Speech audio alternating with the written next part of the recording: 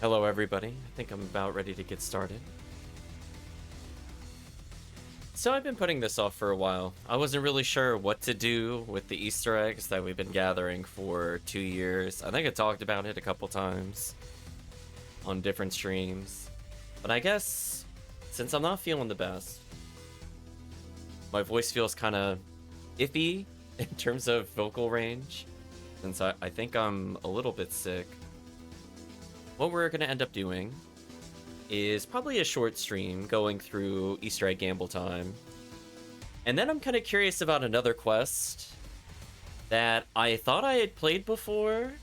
And then I was kind of going through my quest list and I went, I don't think I have actually ever attempted this quest before. So we're going to try it. But for now, let's boot up PSO. I figure people might be interested in seeing what I actually get from the event. The event eggs, specifically. I was also thinking about, you know, somebody was asking before what armors to recommend, and I was talking about how you mostly get utility armors. I forgot to talk about the stealth suit as a good option for Ramar. I don't have one, but funny enough, they might come up as part of the 5-egg gamble. In fact, I kind of hope they do. Yeah, it requires me doing a quest I don't really feel like doing multiple times to get enough tickets to acquire. Who knows? Maybe we'll do that on stream during April Fools or something dumb. But unfortunately, April Fools has just never lined up with the stream day. I guess I'll go to one of my S-Bank characters. Hopefully everybody's doing well today. I'll try very hard not to cough. Okay, since I'm not going to be playing this character multiple times, lobby here is probably fine.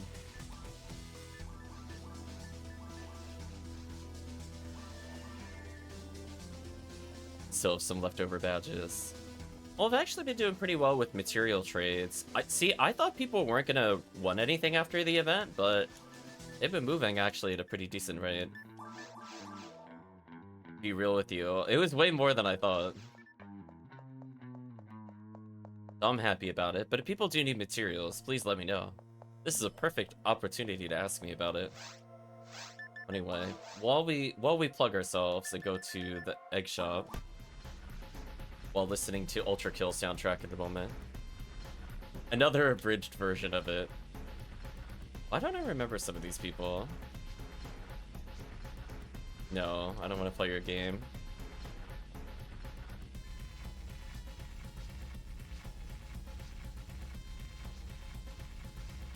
Oh, you might be like the set items.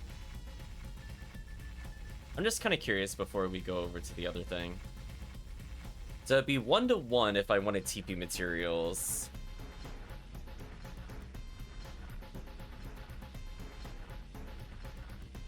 Everything else is just kind of whatever in here. Yeah, you can buy a lot of junk weapons. In case chat hasn't actually seen this before. I think you are the person I do want to use. Okay, so we're gonna do a lot of 5-egg gambles. See what we get. Welcome, Draken.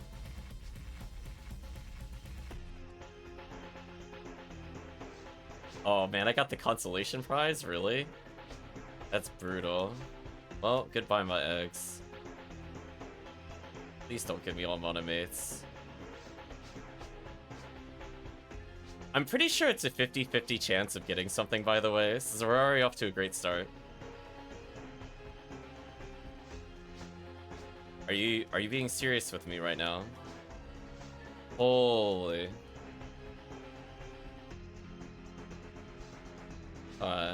It's something new. I actually don't remember what that is. Is that the art? Yeah. Talk about something I don't want. I don't want it. I want an armor or a unit. No, I don't want monomates. Come on. Holy. Love that chat when Discord's like, yeah, just don't have bad luck. Like, what is this? Come on. Really? I'm 1-in-6 so far, if I'm counting correctly. Holy, this is terrible. Spread Needle with hit. It has random hit to my knowledge. If I hit Spread Needle, it's not bad, I guess. I mean, I'm still using all zeroed ones. It probably is relevant. Holy, give me some... Come on, give me... I actually want all of the armors, unironically. Like, any armor, I will consider this a win. Armor, V801, also consider a win. If I get nothing but, like, Jaya and stuff like that, I'm gonna get so tilted. Speaking of getting tilted, can we stop getting monomates? Did I have a change of fortune? Did I PSO?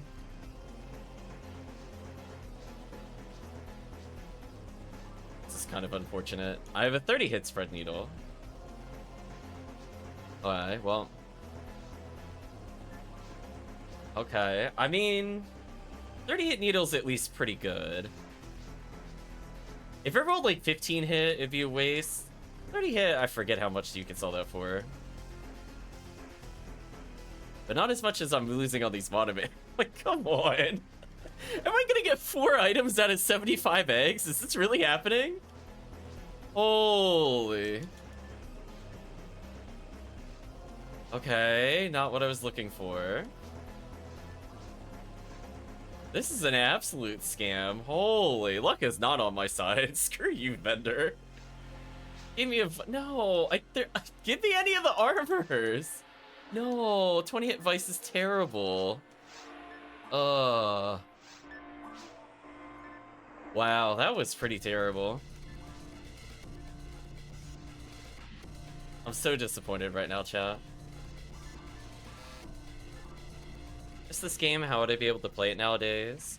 Recommend you check out Ephinea, that is the private server we're playing on.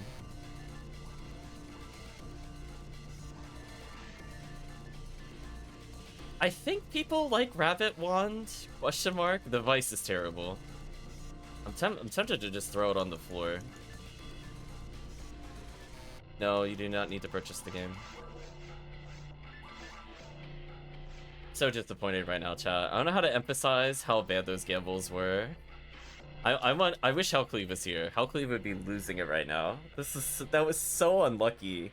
I think we had way more than 50%. I want to say 75% of the gambles were failures. Let alone like what we rolled into. That was pretty bad. Well, we'll try one more set and see where it goes from there. Yeah, do exclamation mark Ephinea if you want more information. Let's go ahead and try one more time. Let's try not to get scammed out of our minds with these eggs. You believe in the gamble? I don't. Okay, it's already on this character. That makes life easy. Oh my gosh.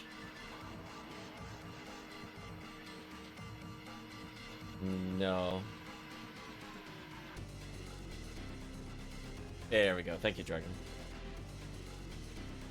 In my defense, they did scroll it at the top of the screen when we went in. It said, "Welcome to Ephinea. Use this for commands." Let's see. Let's do 5-egg gambles. Are we gonna get a hit? Oh. Can I not get a weapon, please? I am begging you to not give me a weapon. Please. And not a monomate either. Oh, okay. Okay, that's actually one of the ones I was looking for. That's actually huge. That is a... Okay, there we go. That made up for the first 75. That right there. That, I think, is normally 50 PDs. Keep in mind, I'm pretty sure it needs a piece of heart key or whatever. Yeah, that was actually a huge pull. Huge pull. Because if we just had all weapons, I was going to lose my mind. We just need, like, one other big payoff. I'll consider this a win. Something other than a weapon. Give me another shield or armor or something. We're gonna be good. You know, we could be getting ignition cloaks, by the way, from this. Want the chat to know every time you see monomate, it could have been something more. Stealth suit. I could get my first ever stealth suit on stream. It rolling with defense and stuff is actually good, because you can't get it like that normally. That makes it a very valuable item. Oh. Well, we're at 5 automates already. Brutal. How many event eggs do I have left? 64. Sashi, not ideal. If it rolled 30 hit, it would have been interesting. 25 hit is whatever. I already own a 35 hit Musashi, but I could have it on other characters. Centurion ability's okay. That one, like, almost pays for the amount of eggs I used so far with the whiff. Oh, just on this character, not total. Total, it doesn't make up for it. So we want to see... We apparently want to see more spread needles. Are we gathering all the hit percentages? Is that what's happening here? Well, chat, apparently we just need to recommend just people do the Easter egg gamble. Just don't bother with spread needle. I apparently own all of them. Disco Brave Man, what a terrible drop. It's just never going to be a percentage that's good. That is so unfortunate. Now please stop getting weapons. Oh, yes! Oh, there we go. Thank you, Draken, for answering. I got the item I was looking for. There we go. I got both armors. I mean, Ignition Close is nice, but whatever. It is what I was looking for. What did it roll with total, out of curiosity? Oh, it can't have any defense. Oh, it's a slightly above average. Well, no, it rolled like almost minimum evasion, but you know what? That's fine. We still got it without doing that other quest. Take that, PSO. We're not doing your classic quests. I don't think so. Another monomate. That's about right. So I got 6 more rolls. Okay. Okay, so that made up for how bad the first set was. Kamui. Unfortunately, I have Kamui. Not excited. A 30 hit Kamui is kind of interesting, but it's still not good. I already have Kamui for 2 Kamui. No, don't want monomate. Though, honestly, V801 would be perfect. Ignition Cloak.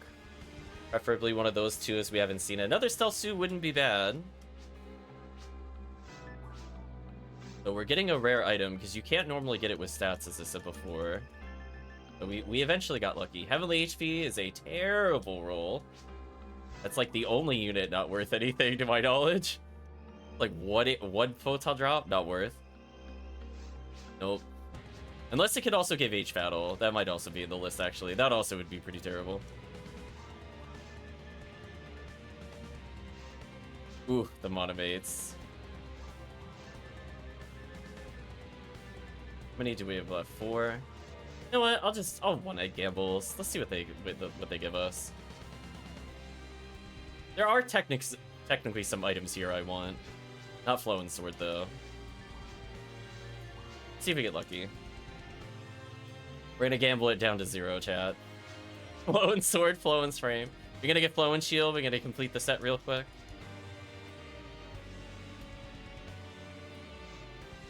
Another rabbit one. I think those are used in cosmetics. Chat, correct me if I'm wrong, with the Forge. I feel like it's not the worst item to get. Well, that's a pretty bad item to get. I feel like it's not the worst thing we could have seen. Let's go put some stuff away. Well, apparently I don't need to hunt Spread Needle ever, so when we go to recommend quests to people, we're gonna say Easter is actually the best time for Spread Needle. That's gonna be our little joke, chat. They're gonna be like, well, what quests? And I'm like, Egg Shop. Right, chat? Just play Egg Shop. You'll get Spread Needle every time. According to what we saw on stream. The stream doesn't lie, chat. It's recorded. So yeah, we have some interesting weapons here. Does anybody want a Centurion ability or anything that I picked up here? Safety Heart, I'm not getting rid of for sure. Cell Suit should go in the share bank. Guess I could move some of these here.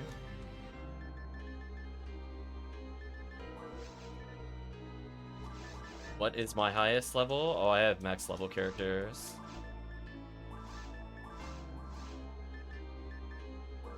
Let's go sell these monomates. And I guess that's it for the gamble. The Can't think of anything else I could gamble unless I miss another thing on another character. We do technically have photon tickets. We call those poor life choices how I acquired those tickets, chat. Maybe one day I'll tell the story of how I got those, but for now, just know that they will sit there as a reminder. There are definitely bad trades. But from the standpoint of, I guess, the little mini gamble video, I guess it's technically over. But I do want to check out another quest. See that, chat? Nice and easy.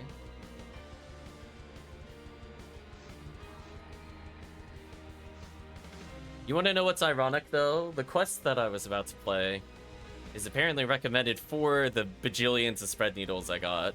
Maybe it was a sign, chat. I have to play Red ID. Now, the only issue is, I don't see a lot of people online today, so should I do a specific Red ID? Do I play Worse Into It, is what I'm also thinking about, or just play any other character? Unless Draken wanted to play, do a 2-man. You're around on Blue Rocket Seal, that works.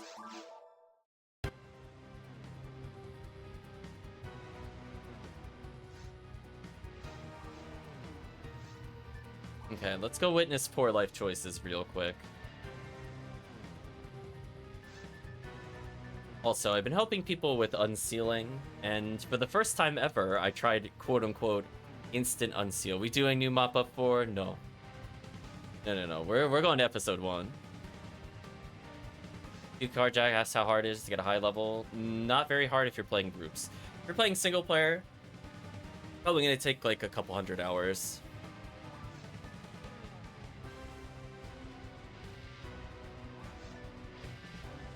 Us going 1 to 80, like 2 hours. Us getting to level 160 during an event, probably like 2 days, 3 days. But that's what happens when you have high level players. It just goes real quick. The solo experience compared to the multiplayer experience is something else. So anyway, let's, I guess, gear up a little bit.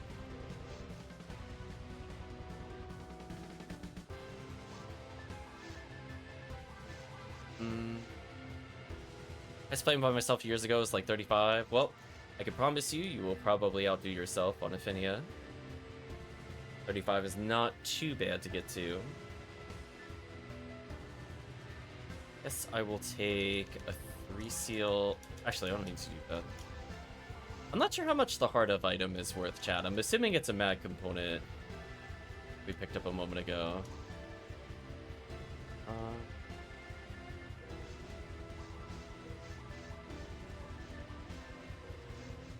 But I do have a free slot. Did I put away my adept? Is the real question. I did, nice. I guess Gafoe is useful. Need Gafoe 3 seals, actually. I actually didn't see 3 seals on his list of items, so he could actually keep this one permanently. Might need to go, let's go gambling 1k gambles at some point. Yeah, Hot and Morlian, or whatever it is. 3 to 4 PDs. Oh, that's not too bad. I guess it almost paid for itself with the 5A gamble, because I think it's like 2 eggs is 1 PD or something.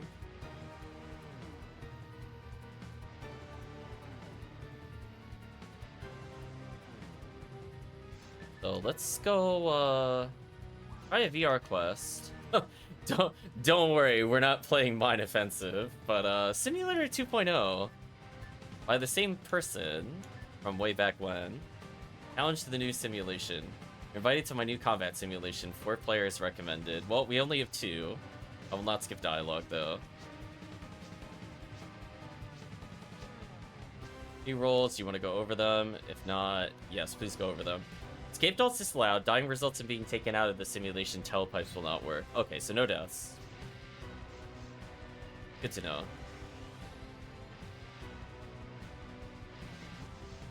We have to come over the console. I mean, I'm not all that worried about it.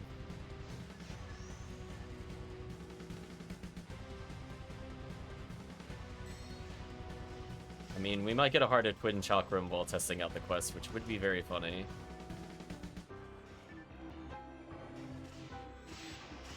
Welcome, Kaiser. Hope you're doing well.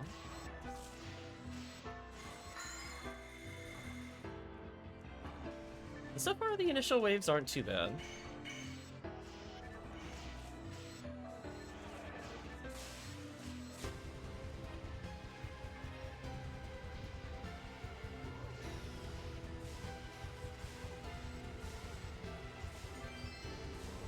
Immediately got a photon drop. Nice.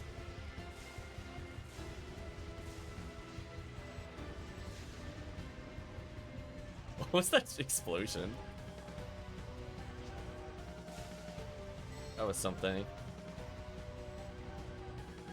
Is there a big stat difference between levels? Yes. And you're talking about, let's say on average you get 4 to 5 in a primary stat per level. You are eclipsing people at high level compared to low level.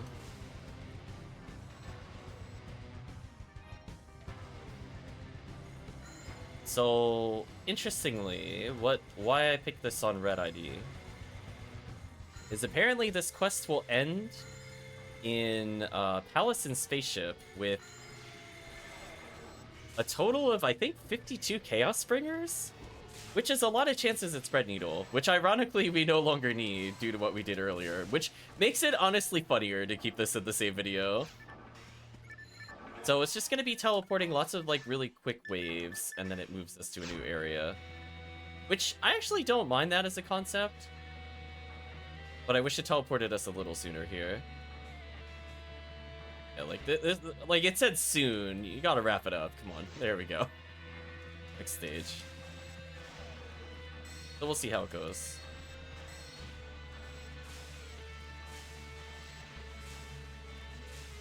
See, this is the kind of quest you could easily revamp if they ever wanted to make it a bit faster, without changing like any of the spawns or anything. Although, getting hit there kind of sucks. Let me sunlock these lilies. We call that the I hope you have a gun check. Huh. A lot of enemies. Alright, well I'm gonna use Razan here to make sure that they don't do anything. Hope that my friend here clears them out. Oh, that was almost bad. Like, always be stun locking lilies. Always be stun locking.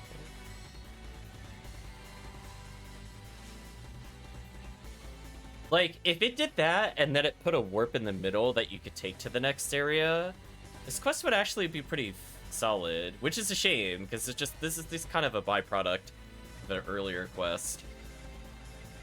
I'm sure if they could, they would not make us wait here like 8-9 seconds. Okay. Okay, what was that? Come on. Right, chat? Come on, stop it. Oh, man.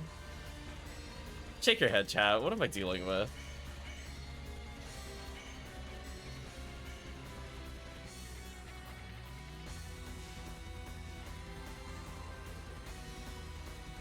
So can you just never destroy those, or are they just really, really tanky? I can't tell. Either way, pretty annoying gimmick.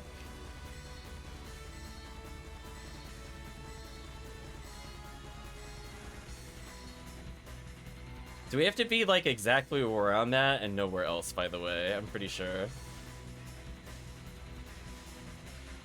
And because oh no, we might die from this.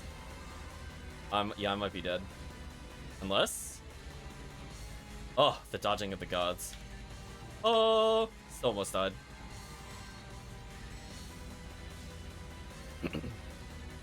Alright, so what I'm learning is please don't stand on the sides. Just please don't stand over there. I'm getting hit repeatedly. I know they don't hit me if I'm over here. So this is a stand in a very specific spot kind of quest. There we go. Well, I can already say I'm not going to recommend the quest due to just how annoying this room is, if nothing else. Imagine this being a best of hunt for any item. I think chat would actually riot, which I think weirdly it is. Needs cure freeze, maybe.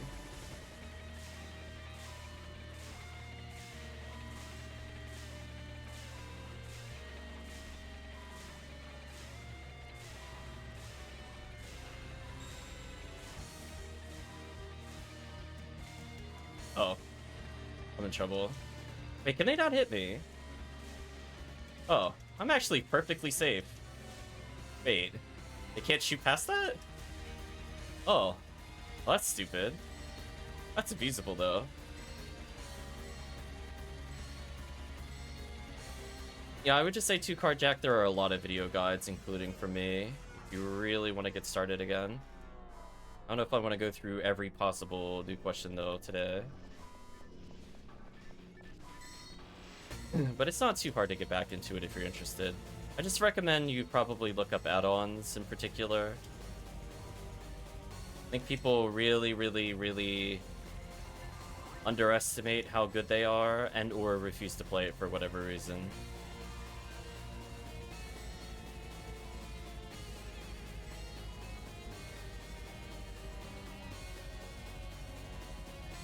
So there's no way to speed this up?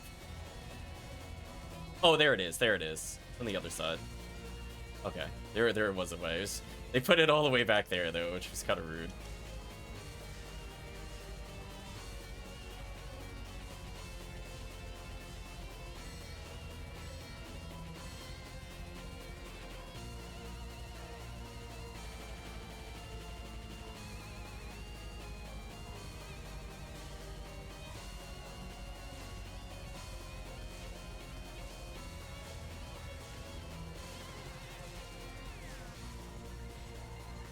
I gotta move. I don't want to get hit by the missiles. I think I can use this to block them as a force. Interactions that aren't normally a thing. Yes, please get a set of mines.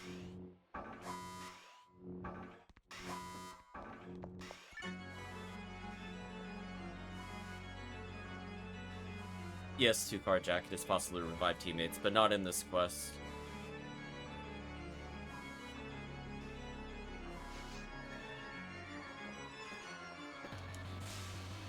Oh, the start of Chaos Bringers.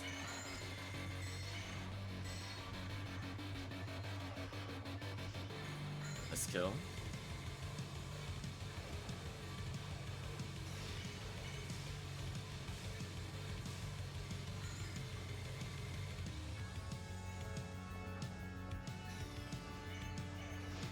There's gonna be a lot of Chaos Bringers / Shark Bringers. Just like seeing Crimson Assassin here.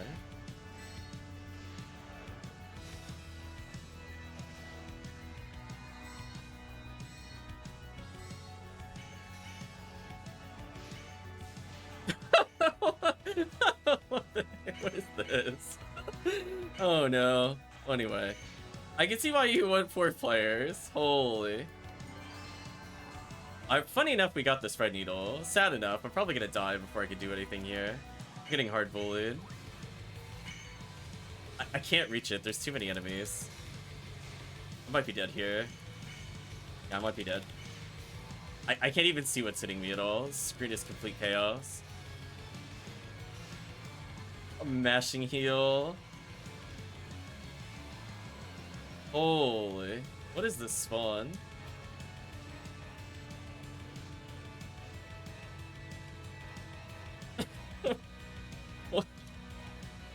What is that spawn wave? I knew it said it was gonna have like 21 to 25 in the quest. I didn't think it was gonna put 15 all in one spawn. This is some wacky world quest, chat.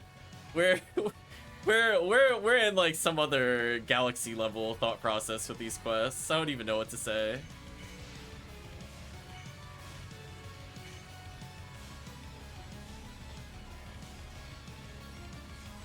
Okay, I can at least pop all the crystals on the sorcerers. I should probably wear 3 seals to prevent my deaths or damage from these enemies.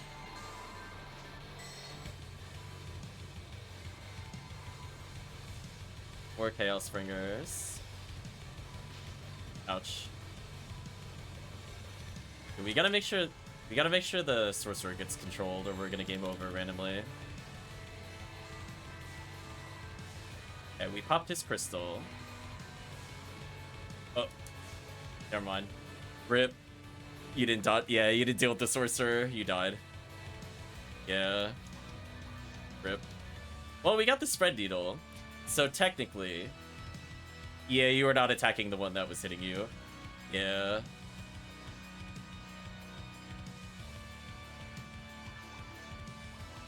Well, we managed to get a photon drop out of it, so that's neat, I guess. But yes, chat. So, no worries, it's fine. So from the standpoint, we ended up with like a bajillion spread needles. So, you know what the crazy part is, chat? I already have so many high hit spread needles. Why do I have so many Why do I have so many spread needles with hit? Oh man, did I forget I was a spread needle merchant, chat? Is that what happened? Just today we learned I have like 6 of these. I didn't even properly put away the other ones that we had. So with 30 hit, it goes for 20 to 30 PDs, I guess. Crazy. I play PSO Destiny with this quest at home. It is certainly gimmicky BS. Well, I guess I will not move it from the category of gimmicky BS. I might put it in technically air quotes as a hunt, technically. Yeah, we have a silly amount of spread needles apparently. Unless I put the others away and I forgot about it.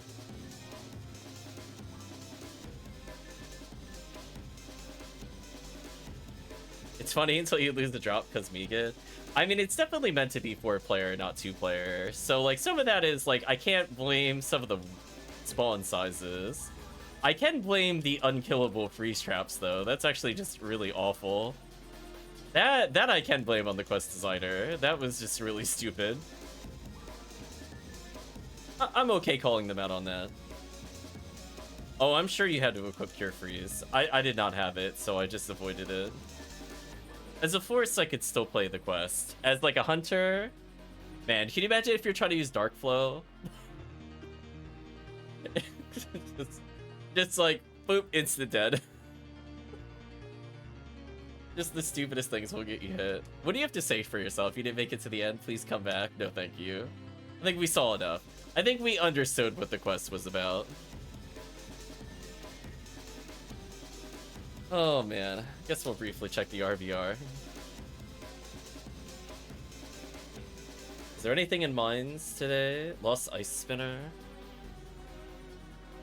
Why do I feel like that's caves?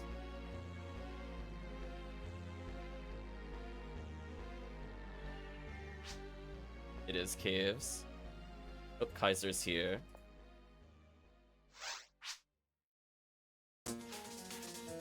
Well, it is even beat. You want to do even beat shenanigans, Draken?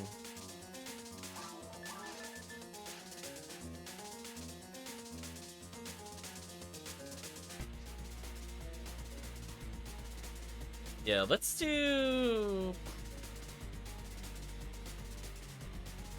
I don't know. Whichever the group wants. I want to check one thing. Chat, you can respond back in Twitch chat which you would prefer to play.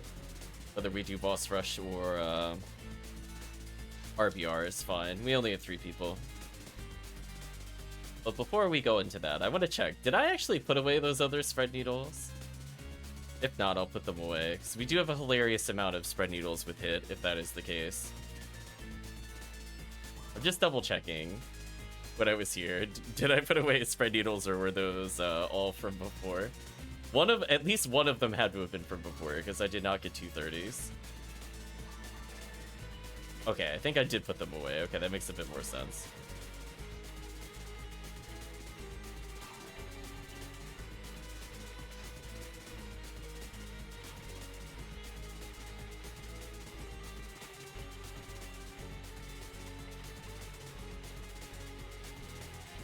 So I probably need to bring... I mean, I think we would be bringing green ID no matter what, Draken. So whether we did one or the other, just let me know. I could technically bring my RBR for really Strat for a green ID.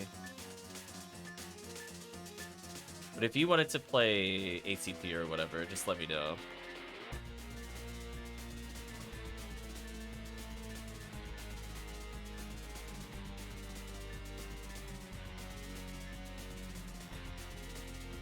Green Newman, that's fun. I guess I could just level... what's her name? Ruby Legs.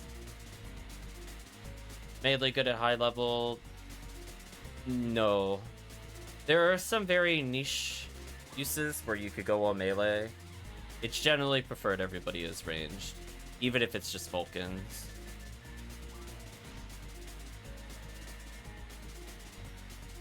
Level of Redria from Marl 71 to 123 with a new map of 4. Oh no. Spam is real.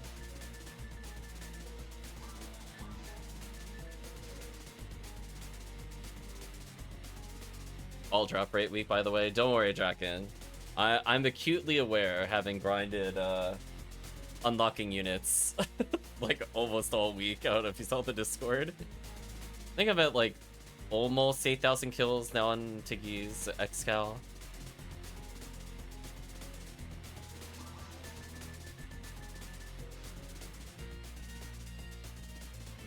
So I forget where I was going. I don't know if I mentioned before. So I started talking about unsealing.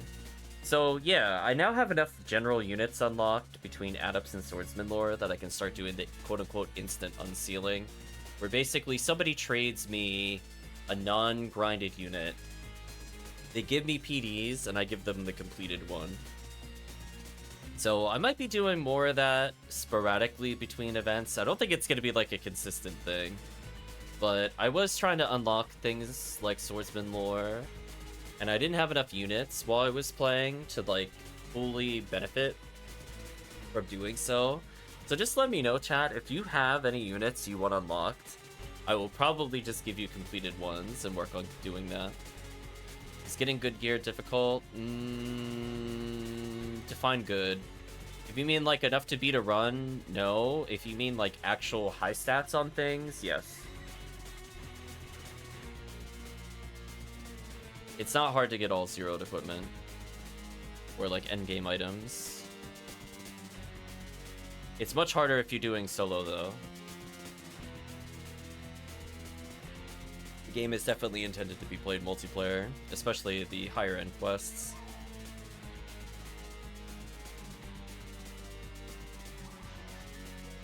Solo leveling? Nice. Oh, just soloing, never mind. Less nice.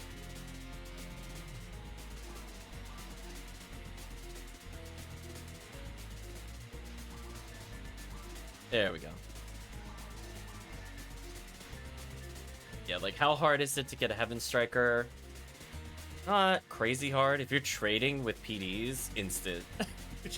It's 1 PD, right, chat? How hard is it to get 1 PD? That'll be a response to you. How hard is it to get a 50-hit Heaven Striker? Very difficult.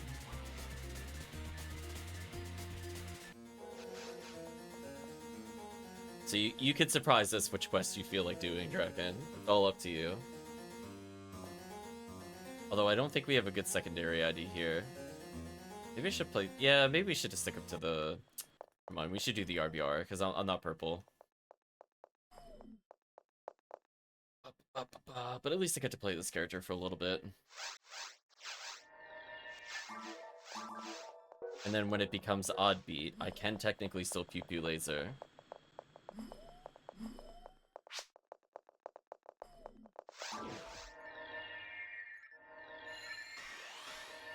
Music pause. Did. It's like, I'm like, is it loading? No.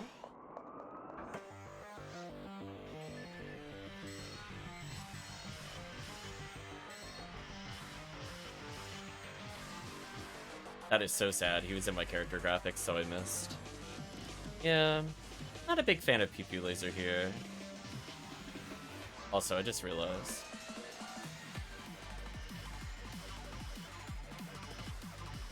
I play on controller 2 card jack. I don't use keyboard.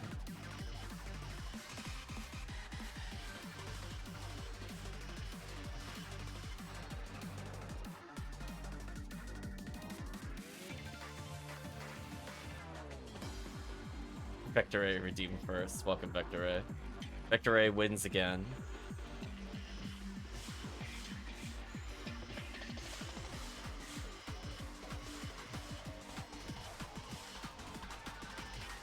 I'll probably also switch characters after this, because I can level off this quest very easily.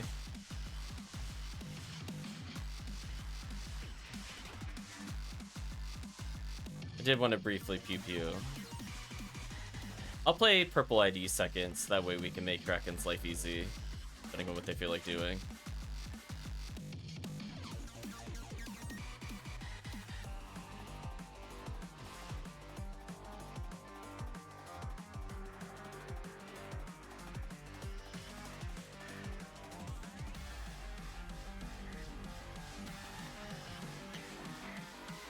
Goodbye, boxes. Hello, world.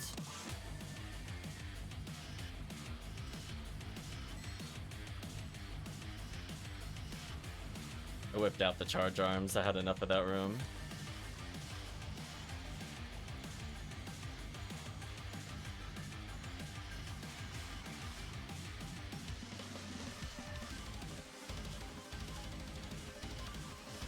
Yeah, I think the more I think about it, the more I feel like early ultimate, it's really just kind of a self-imposed challenge. When people are really asking how to get through ultimate, it's like, are you playing solo? That's why you're struggling. I don't know what to tell you. Are you playing with only 2 people at ultimate? That's probably why. You playing 4 people? It should be free. That's the real way to climb in ultimate. You don't even need gear, just 4 players.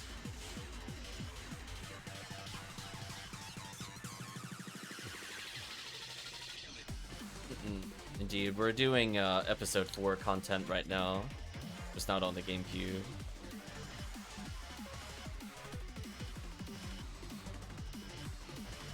See, this right here is why I don't like PP Laser. It doesn't always work on the lizards. That's why I think Hunter is better here. And I feel like I can prove it by just picking Hunter. I think this is just a Hunter quest straight up. Like, look at this. I can't PP Laser this thing unless it's close. What's the point of that? It's just wasted DPS. Crazy.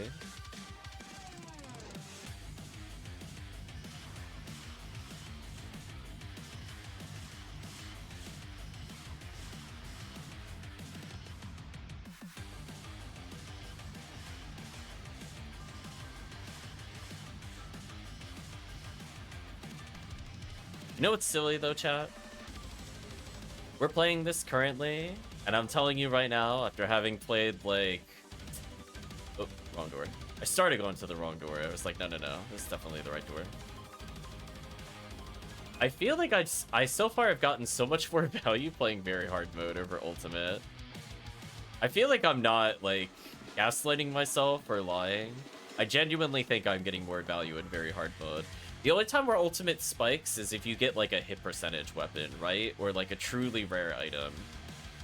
Like then you'll benefit. Okay, I'll put that a word. Like then the value kind of comes back up. So, you know, it has its ups and downs. I'll put a warp down.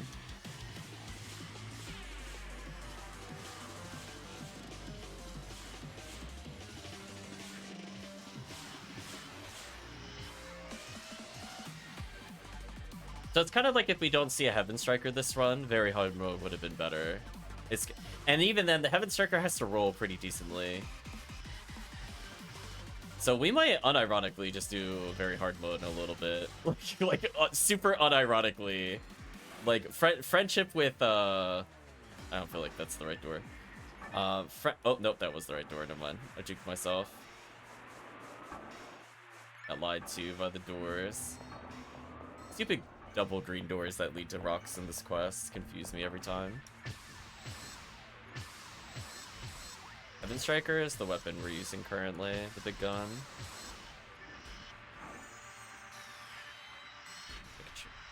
Oh, Pause.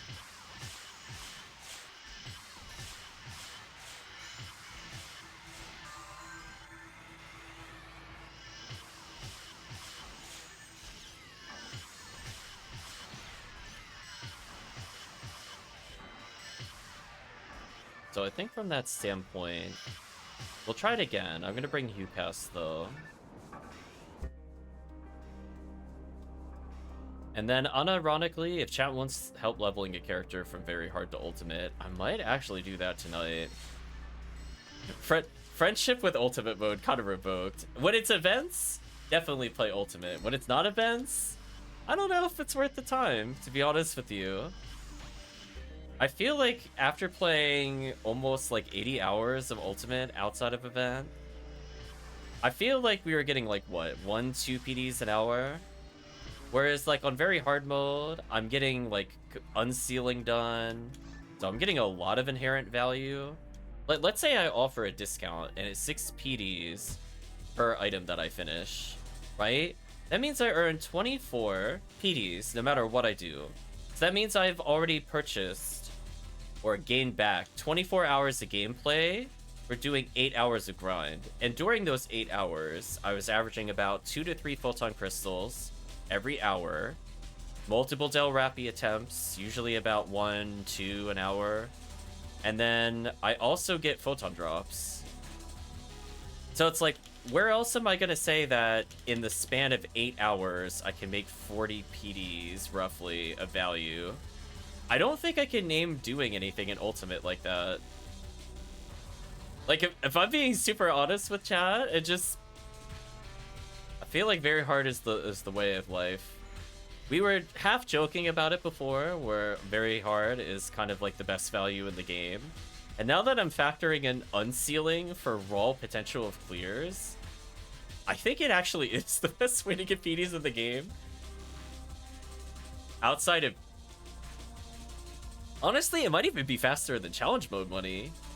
Unless you're getting multiple challenge mode weapons on an account, then you get more. Still craziness. And the funny thing, I was looking it up too, and chat can look it up too if they don't believe me. Episode 4, Massive Attack, 4B. When you're on the surface area of that quest, I didn't realize it had pattern 3 in very hard mode, so it can actually get 100% hit weapons, by the way, because it's pattern 3. And then if you go underground, then it's like 4-3-3 as well. So it is still possible to get high hit weapons there, which is very funny, I would like to see.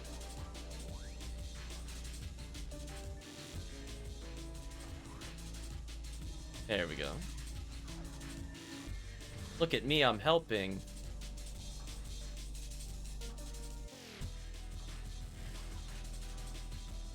Is it ever worth popping these just to see what they are? I feel like the answer's no.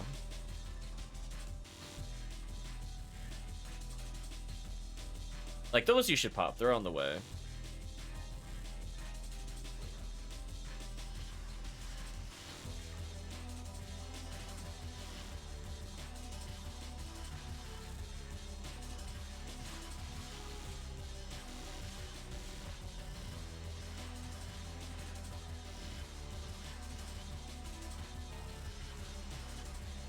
So, unironically, at some point, we will probably do Bloom very hard modes. I don't know if chat was looking to level any characters, make them Halloween ready, but expect a lot of the future streams to be very hard mode focused, by the way, between now and Halloween. I'm not going to say for the rest of the stream here, but I can say explicitly, I think I'd just rather play very hard mode. Unless there's like a truly ridiculous quest in RBR. I think that would be another thing that would factor in why I would choose Ultimate. Like, this quest being an Ultimate makes it kind of worth it. But funny enough, you can also just do this quest on Blue ID, very hard mode. You don't get Heaven Striker, but you get crazy XP. Or you just ignore the quest and play something that gives more XP and items anyway. Because you're in very hard mode, you have the privilege of choice. How you're about to earn bazillions of the setup. Also kind of ironic that very hard mode gives us the best money. just due to being able to complete the tickets.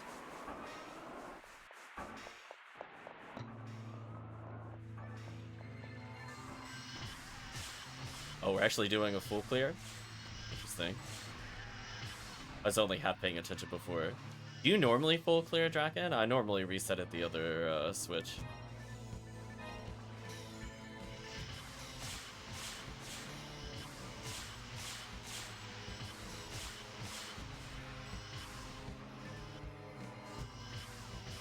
I think we answered that question too hard. I would say if you want to get to 80 by yourself, probably like 40-60 hours with that XP week. Depends on comfortability of the game, character choice, etc. I don't recommend playing solo.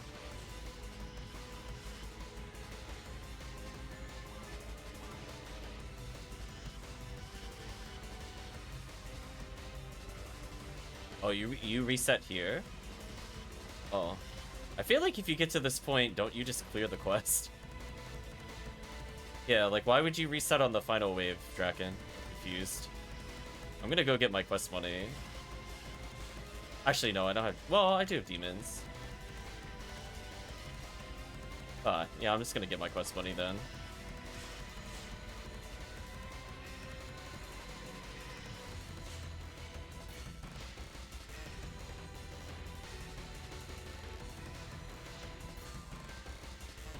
Yeah, but why wouldn't you just do the first 2/3 of the quest? It's a better rate. That's why I was asking. Like, if you're doing this, why don't you just clear the quest and get money? And also pick up the items from chests. I'm gonna go hand this in. Full escape dolls, I guess that's fair. I'm gonna get my escape doll. Yeah, that's like the only room I find Heaven Striker useful in, by the way, which is really funny that Draken skips it. So it's like, I definitely don't want to go that far normally with the clear. Some people only do the first couple rooms, but that's better for solo play. I think that is technically faster than doing to the 3rd switch. Yeah, I'm not a big fan of entering that room and then leaving. Like, I guess we could, in theory. On A1, I'm more likely to do that, because I don't really want to deal with Gerdamulo.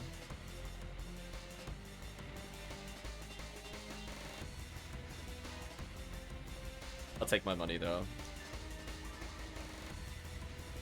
Uh-oh, I see another Draken team member in the lobby. Perhaps it is Vector Ray with a character I don't recognize.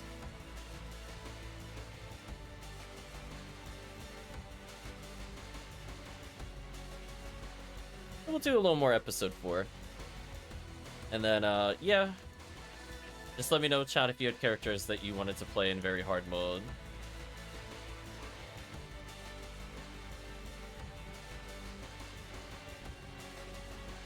And the only member here, everyone is asleep.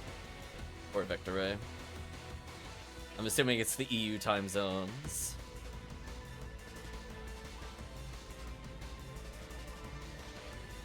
Oh. They're gonna make the game. Either way. Well, apparently we have purple double covered. All the coverage.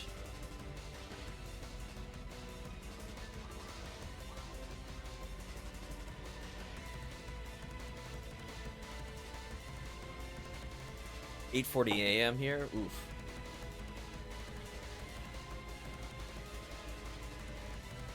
MA4 time then? I guess.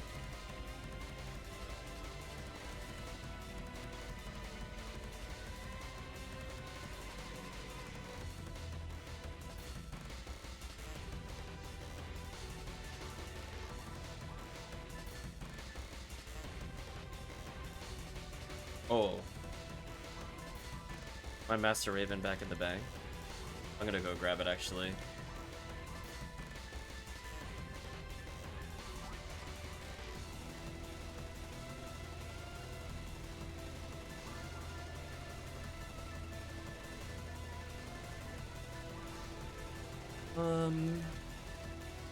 Should be fun.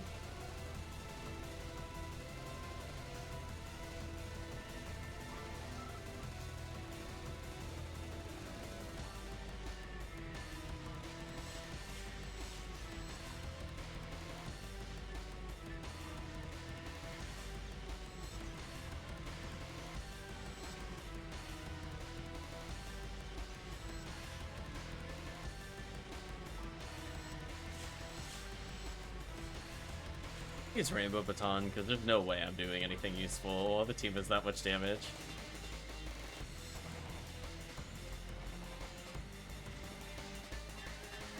I do have X-Cow at least for some damage here, so not too bad.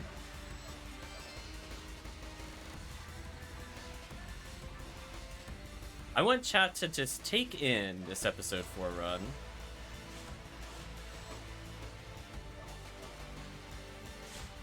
I want you to remember exactly everybody playing here, how many items they get. I want you to memorize it. Okay, got 1 photon crystal. Okay. I want to compare this to Very Hard, by the way. That's where I'm looking to go with this. I think this is a good example. So this is like the most optimized you can get kind of thing with episode 4 right now.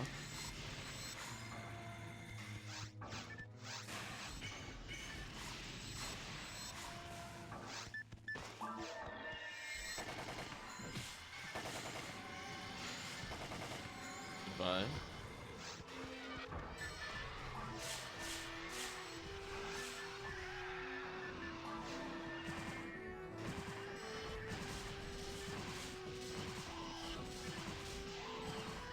You.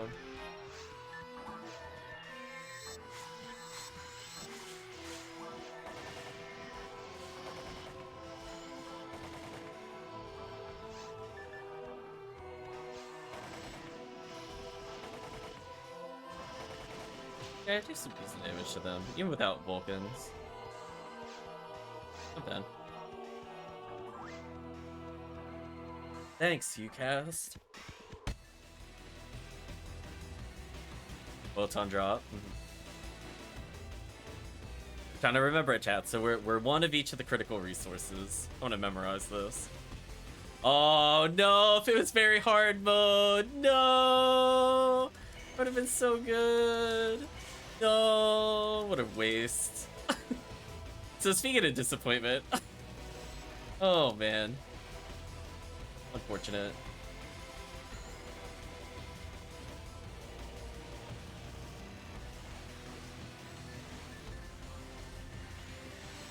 Yeah, sadly I can't unseal in multiplayer. That is the only downside of Very Hard mode. It takes too long. You need to get the kills, so it's mostly a single player thing.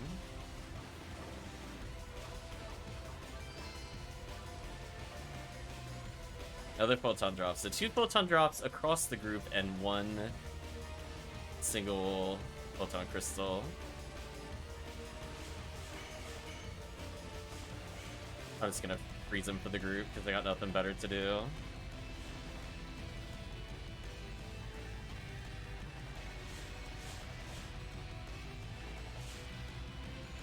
Goodbye.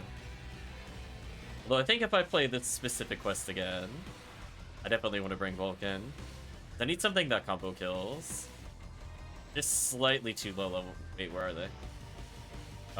Oh, he invisible dashed past me. Got you. Of course he did.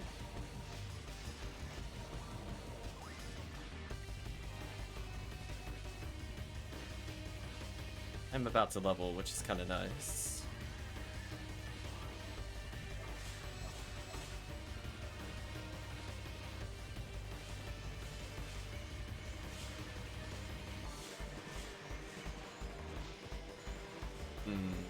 So I can land Master Raven while they're frozen a decent amount of times. That's good to know, actually.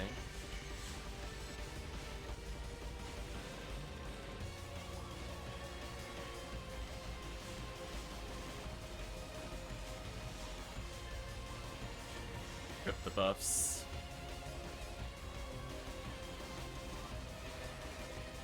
That is not who I meant to shoot.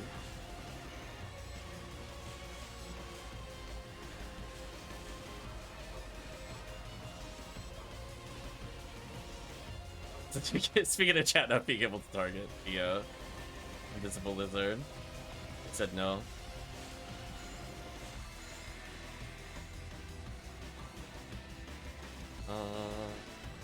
Should work.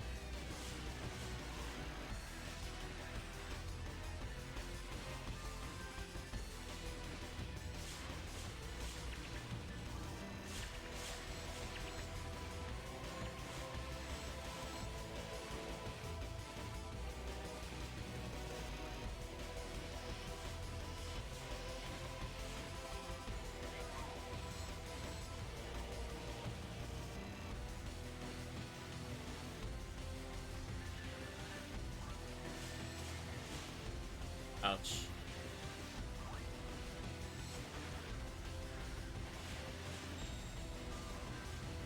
Oh, you gave me mag invincibility? Oh, you're done.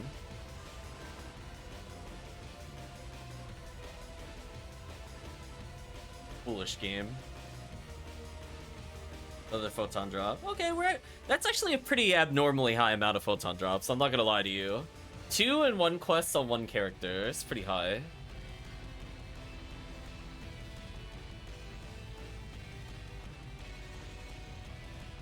That might be a little hard for very hard to compete with. 2 and 1 quests is, as I said before, unusual. We're gonna balance it out by me not finding one the whole quest.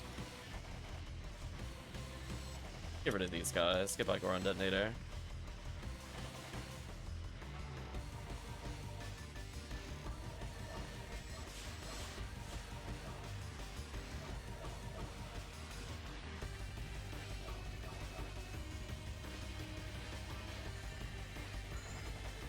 Why?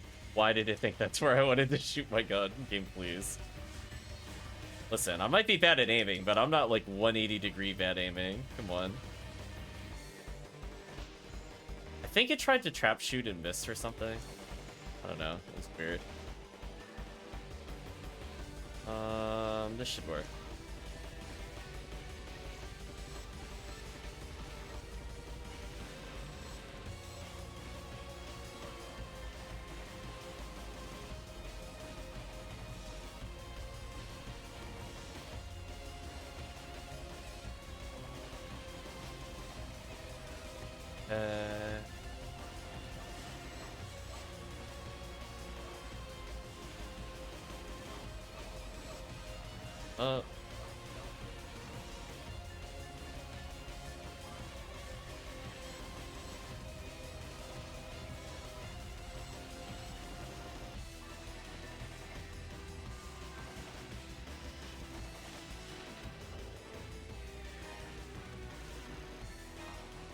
Too bad.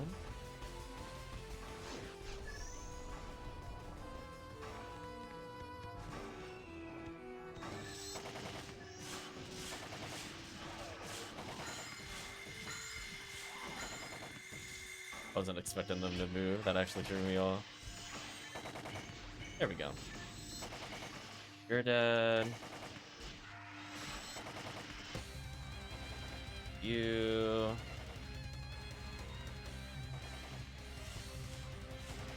I gotta get into a better position for the final wave. That works. How did he instant teleport? What? They were still spawning. What a cheater. What a cheater. I feel like that actually wasn't my fault. I must have needed Master Raven or something for that to work. What a cheater. Speaking of cheater, are you reacting to my gunshots? Stop that. Bad enemy.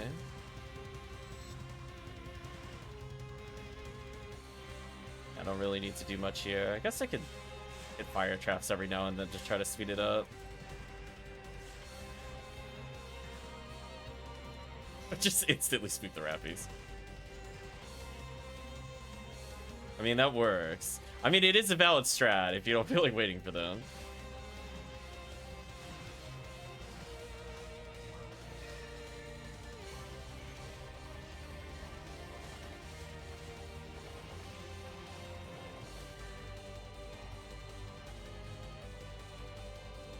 Say sayonara, Rappies.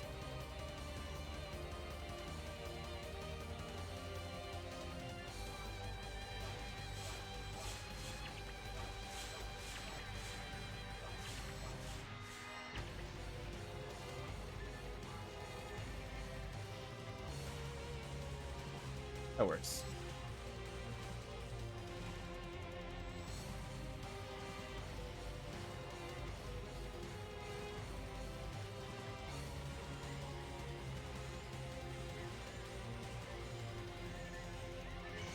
There we go. That's what I wanted to do for.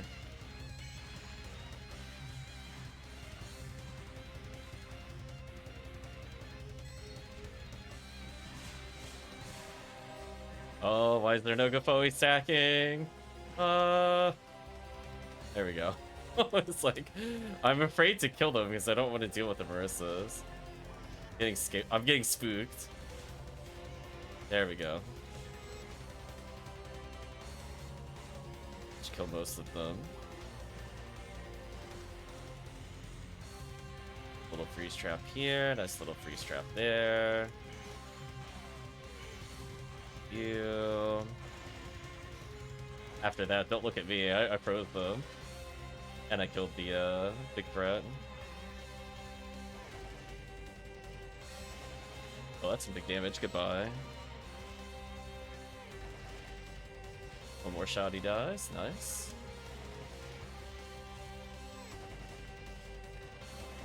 Not bad.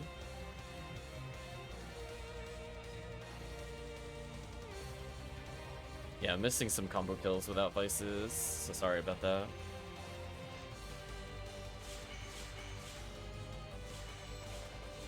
There's my gift to you.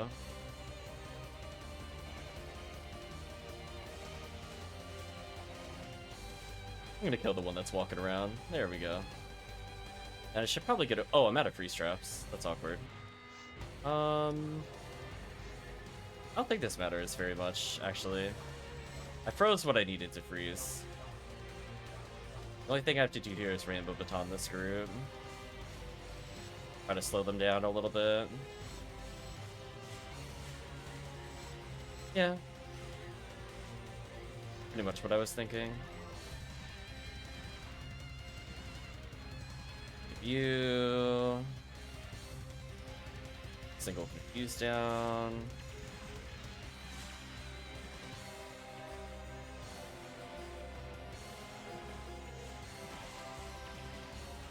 Yeah, that just chews through him.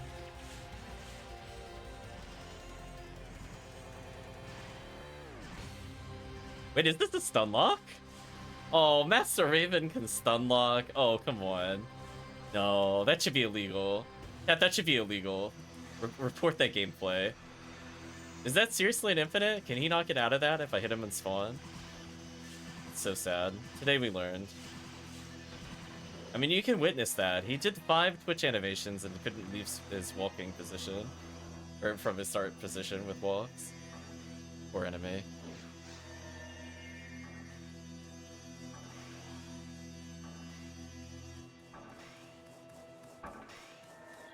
Oh, Conjure.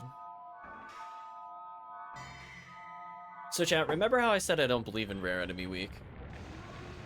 Just chat remember the stream where I said, you know what, I don't care anymore about Rare Enemy Week. This is why we don't care about Rare Enemy Week. This right here. Yeah, 1 in 10 by the way. Officially getting more Conjure at Ultimate than Event Mode. By the way. Oh, I started doing some damage. Oh, what? You hit me on the retraction? Why was your hitbox there? What a cheater. Well, on the plus side, I actually have the perfect weapon to kill this boss. Rainbow Baton, unironically, really good versus Conjure.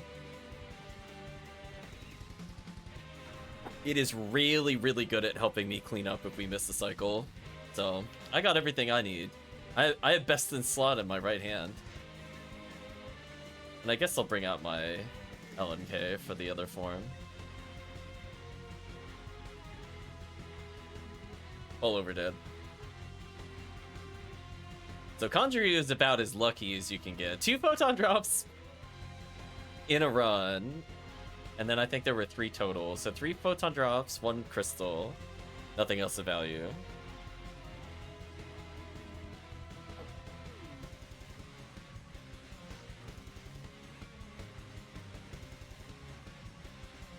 We're doing the happy dance as we wait for the boss. Oh, I failed the happy dance. Leave me alone, spinners. No, leave me alone. So you have to think too, I was getting almost near combo kills with only level 20 Shipta. On a couple points. Although right now it's 30. Oh, oh, come on. Stop it. Get out of here. Stop putting down things that hit me. Stop it. Let me regen HP in peace. All should be arriving soon. That sucked. Uh-oh. Okay.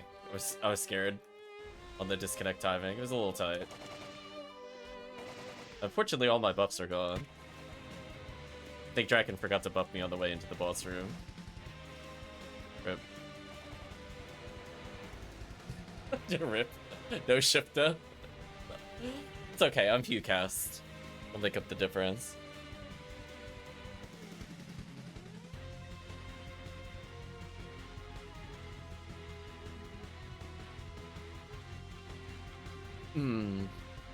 Well, if we get Heaven Striker with hit, it'll be very hard to compete with it. Fortunately, though, I don't expect to see it, so I don't have to worry about that. I dodge it every time. Take the money, though. Good money. Here,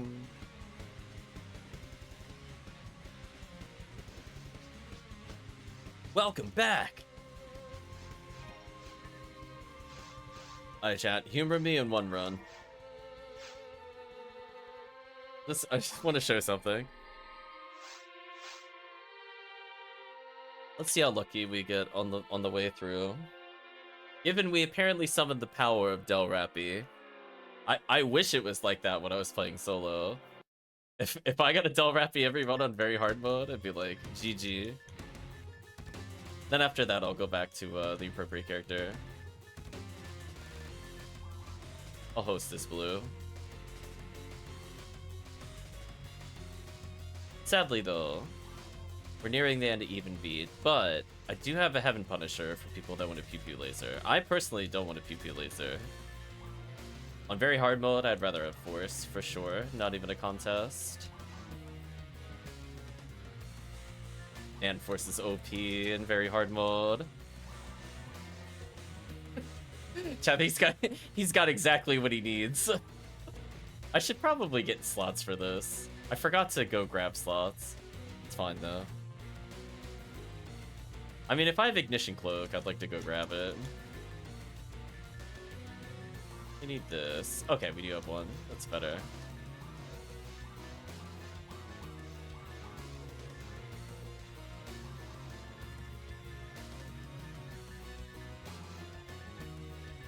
I don't think I really need anything else for the run. Unless I really want to do Slicer. Which, I mean, I guess I could wear.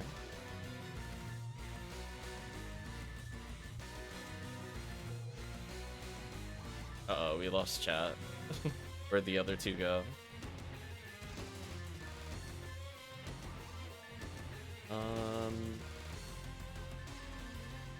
Yeah, this is probably good enough.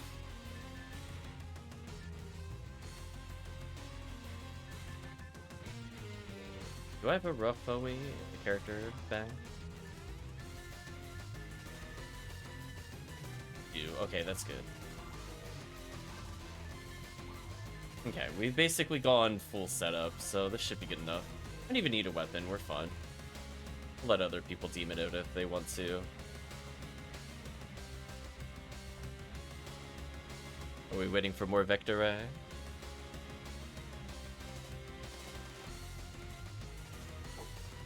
No?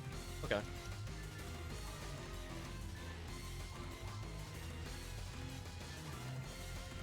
Vector Ray.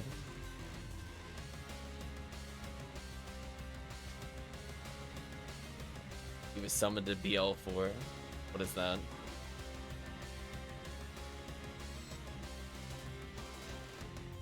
Well, thanks for stopping by, Vector Ray.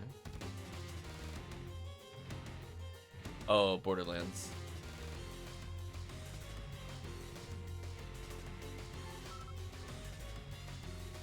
Every time Rappy spawn, I'm like, please let it be the thing that we're looking for.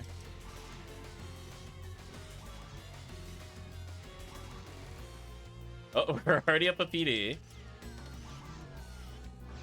I don't have Magical Piece, I'm bad. Also, I feel like I did the wrong difficulty, but that's fine. We'll do a reset. We'll do a quick reset. We're not counting this. Like, wait a minute, this is ultimate. I killed him instantly. We're not playing very hard mode. Let's clear the first 3 sets of lizards and reset. Then we should be fine.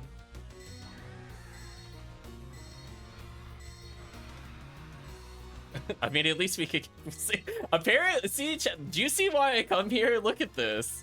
Chat, we're like 5 minutes in the quest, so we have 2 photon drops. This quest is bonkers. There's so many enemies right in the beginning. Honestly, just doing this for Gear Soul resets, I'd still probably do this in Ultimate. But anyway, it's not what I wanted to showcase. We could go more brain dead than that.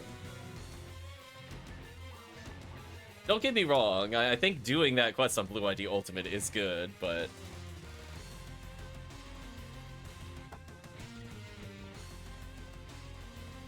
I was gonna say, I think chat is getting like the most PDs per hour they're ever gonna receive.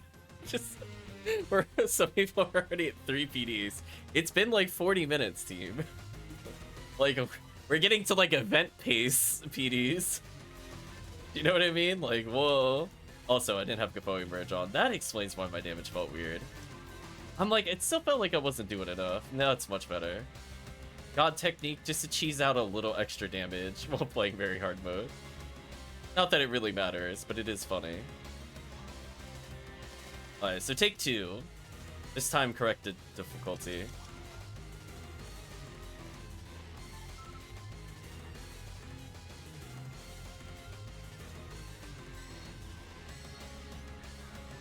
A couple Gapoe stacks here. They should die instantly. Oh, no Gapoe stacks, rip. So all I'm gonna do is spam Gapoe here. This should kill basically all of them, to be honest. We just gotta zap the last guy. Well, I'm already up like 1 million more materials than any of our other runs, by the way. I don't think I picked up a single material that other run.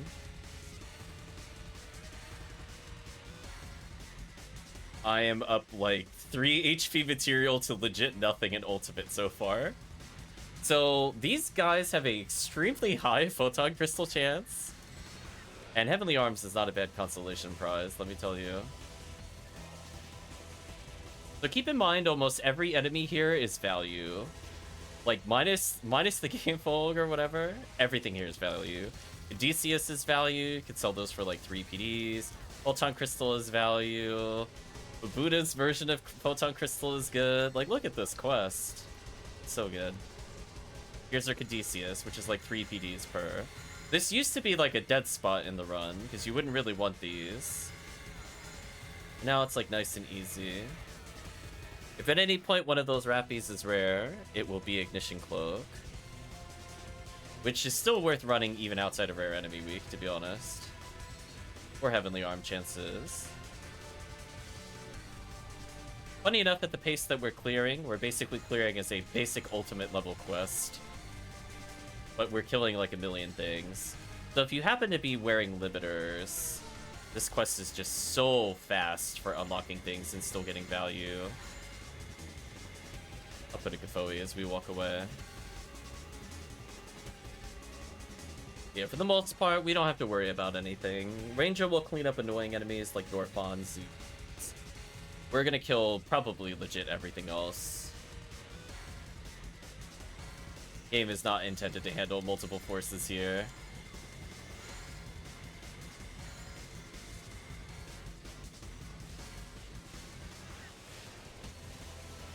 Speaking of annoying enemies, yeah, there we go. Man, they take so much ice damage. Direct. Or Odysseus. Anything to do once it reaches 200. The game goes as long as you want it to 2-card jack. There's not like extra modes or anything that unlocks. It's how fast you want to do runs. Oh, Del Rappy, where is it? Oh, don't spook it. Oh, there we go. Come on, give us Ignition Cloak. Oh, yeah, come on, give me that Ignition Cloak chance. Praise be to... See, this is our con. See, this Del Rappy is Condryu. Yeah, it's gonna 1 in 500, by the way. Yeah, see, that's Condryu. Condryu just spawned in the middle of the arena. Select Cloak is like 10-15 PDs. Congeal Cloak is like a PD. You see what I mean, chat? There's just like so much value walking through this quest. Like, if all you want is roll photon drops, this quest is kind of crazy. Sadly, I did not get an ignition cloak there. What is a photon drop? Unless you just didn't understand the acronym. We don't usually say photon drop out loud. PDs.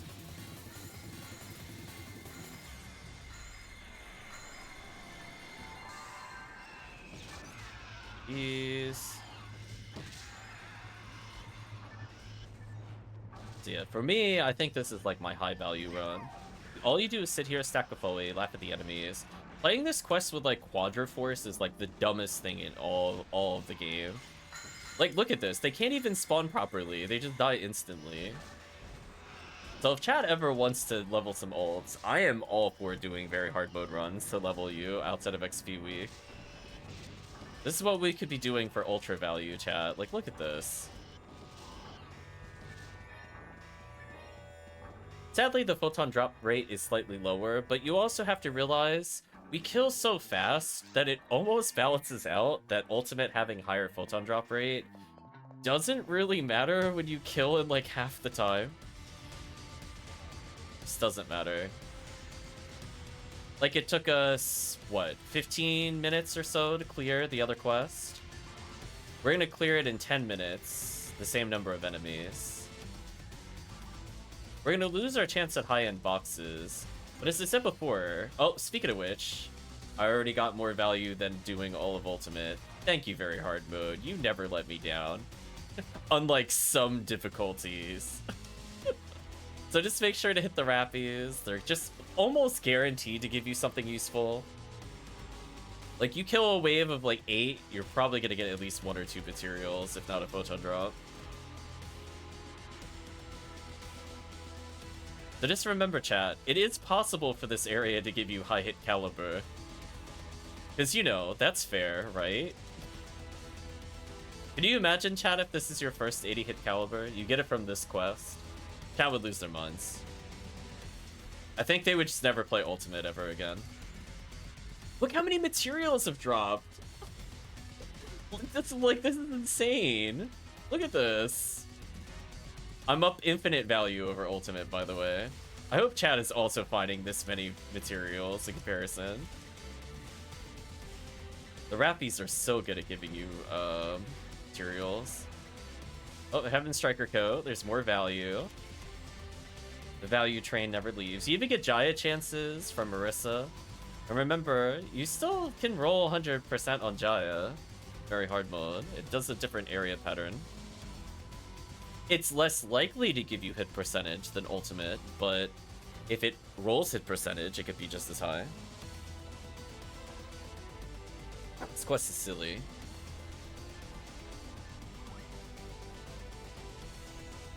So I want to be doing a lot of these.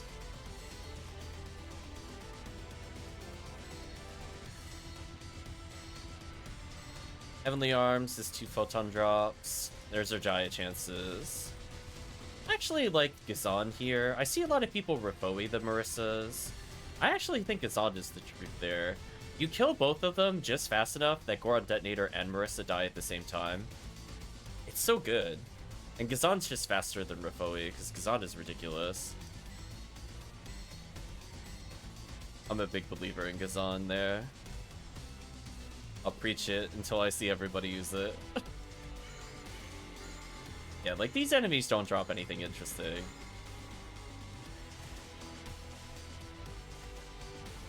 I mean, I guess technically if you get a high machine percent Angry Fist, it's useful. I could see some argument to just resetting after every surface, because Dorphons are select cloaks, and those are worth a lot of value. Where, like, underground, the only reason you go underground, Jaya and getting the actual tickets, which is fair. Like, maybe the tickets will give you something ultimately at the end.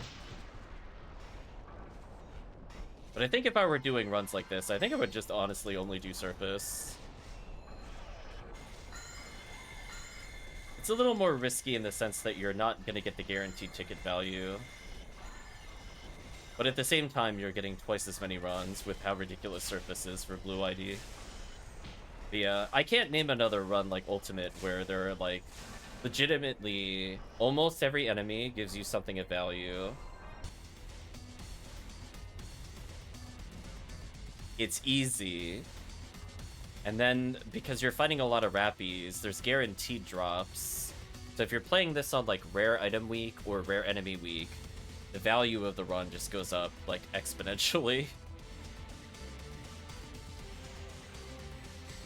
Crazy place.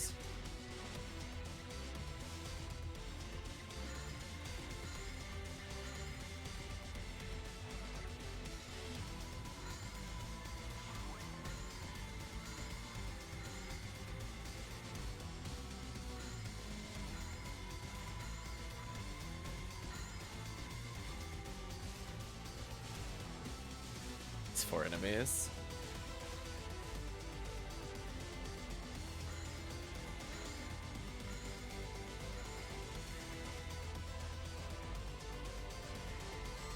So yeah, I'll put out the word in the Discord, see if people need help leveling their characters. I am all for very hard mode rounds at this point. We get to enjoy Ultimate during events. This is my true love difficulty. I mean, look at my level 191 Poe Newman, who I almost can guarantee you 80 of his levels post 80 have been for very hard mode only. There's some mixed XP where he sometimes hosts an RT and every now and then, but it's kind of rare comparatively. So we're gonna talk about the magic line. So if you look at the floor and you look at the wall, see how there's like that little divot on the right side of the wall? Stand slightly below the dividing line, and you will have the Zeus dive bomb you every time. So like where I'm standing is good. Let them embrace death. Like, see that they have to fly into it. It's really funny. So you can watch the behavior here. See them? They're just getting wrecked by fireball. They can't do anything. So dumb. I love AI positional manipulation.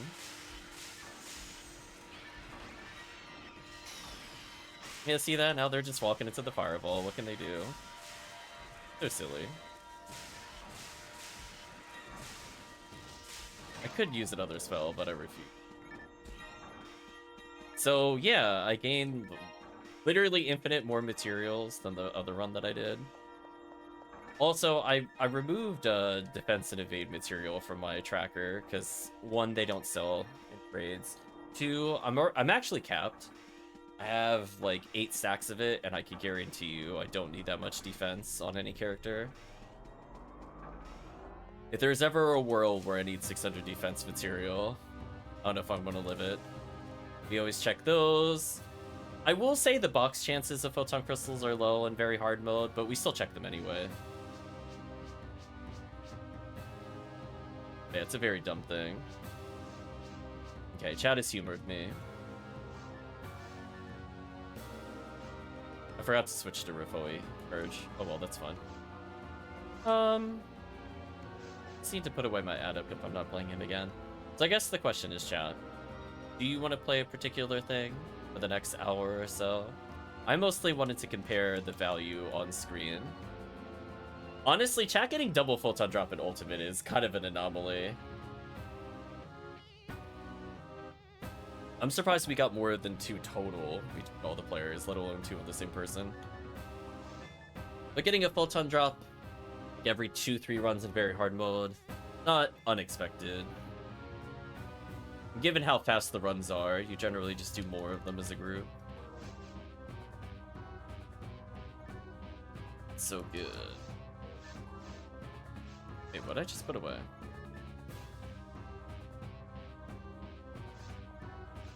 I thought I put away my adept. I did not.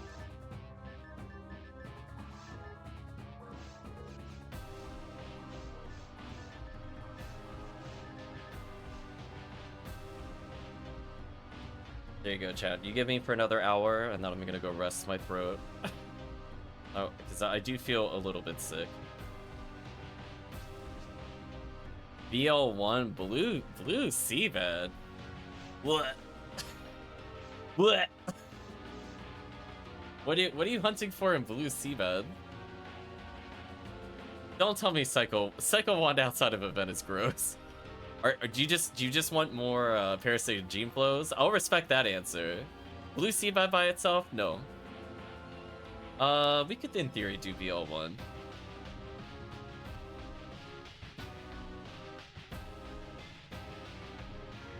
I want Yunchang Zamba. Do you really use Yunchang and Zamba though? Seriously, as a hunter? I feel like you never use those in serious runs. Kaiser says, I don't know, next thing I'm looking for is Red Ring, but I'm fine with whatever. We'll probably end the stream with the Red Ring. How long are you around for, Kaiser?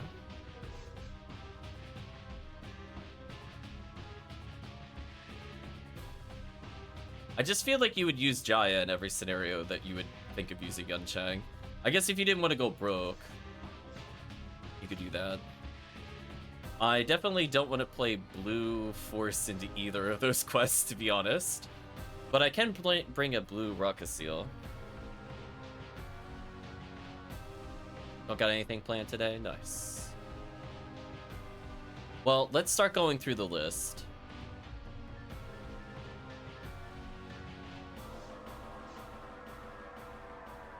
I will assume Draken knows free bed because I really don't feel like opening a map up for free bed. That's one of those things, like, if you play it for like a few hours, you figure it out, but when you do long breaks like I do, I'm not memorizing free bed. There are just, I don't know. There are too many rooms. Oh, you've been doing PW3. Oh. Ew. I might veto PW3. PW3 not in RBR? I don't think so. That's gonna be a hard pass from me. Okay, let's go to Ultimate. I have Blue Rocket Seal hosting. That's like crazy talk, Draken, to do PW3 outside of RBR at events. like reset box resets? No. Full quest? No, not an RBR? Crazy. Speaking of which, what was the RBR for the second quest? Yeah, I feel like that's not an efficient use of time. Not my fault they're all in Seabed. See, it's like, I've just never felt a need to play with Yunchang or Zamba. I don't feel like they make any difference in any run, to be honest with you. I want to grab it to say I have it, and that's it. That is about the extent of doing it.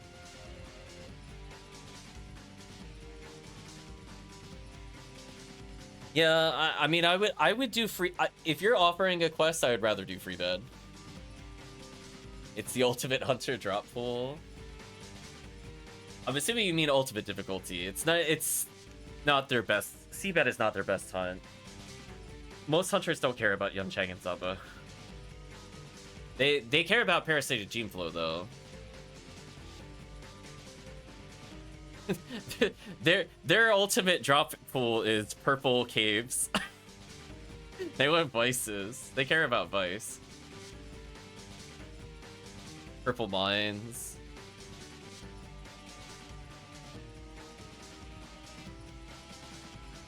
Any Jaya quests, I guess.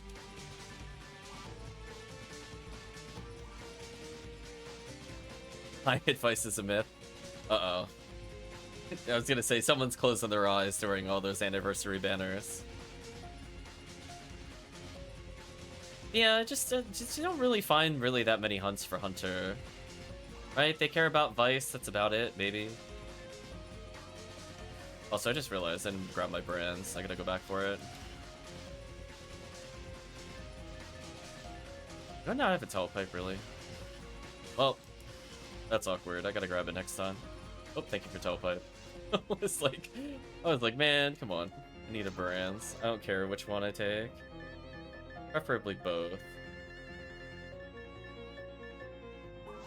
I'll take both for now. Yeah, I was kind of rethinking about Baranzas. if I wanted to do different ones. Like, what would I recommend normal people do and not like me and Retract? I could kind of see like Nature Machine and then A Beast Dark. I was thinking about it for a while, last time we talked about it on stream.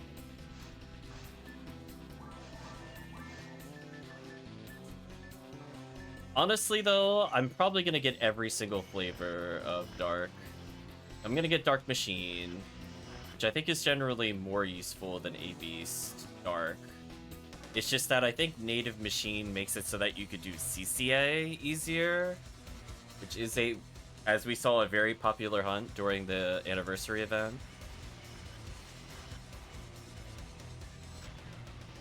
Having like native A-Beast is mostly just kind of like crater runs in episode 4. If you do a lot of crater, it makes sense. Dark A-Beast also good for desert. Desert and temple. So if you run a lot of those, it might be worth it.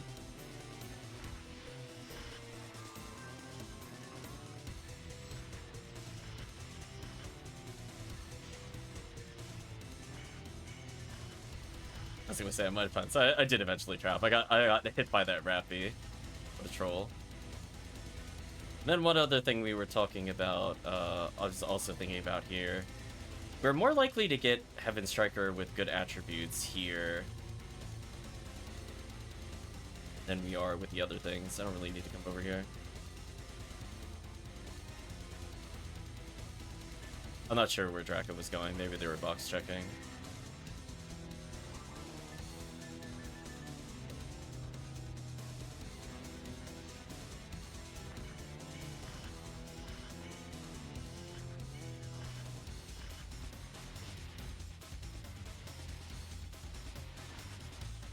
Those. Ow. That sucked. Ooh, and that reset my trap count, I think. Damn, didn't want to skip all there. I wouldn't mind it skipped alling in like a couple of rooms, no, just to get a reset. But I wanted to do that post level up. Unfortunate. Yeah, like I'm still not sure if like AB Stark is better in Temple versus Native Dark. Definitely want to try that on stream. If so, I will apologize to Retract if it's not the better Temple pairing. I think generically for like while you're still on your way to another Baran's, I think Nature Dark is more useful, but in like long-term gameplay, I don't think it's as good for sure. Like I don't think Machine A Beast really is good. That is also the other point I'm getting at, which I knew when I made it. I was just like, I kind of just wanted to complete a set.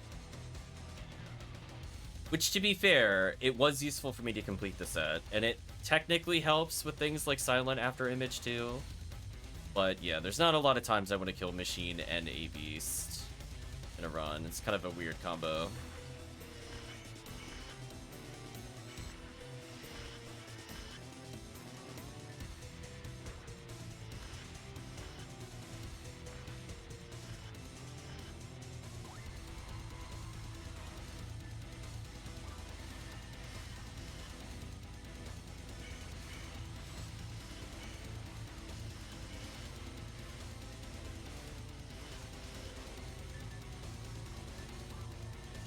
Yeah, I don't know.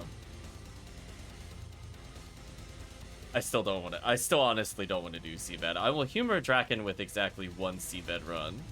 You will never see me play Seabed again. I really, really, really dislike Seabed. Speaking of dislike, I hate that I don't do enough damage to stunlock them. That is so unfortunate. I was like, surely my brands with the special will kill it with native. Nope. Native Dark said no.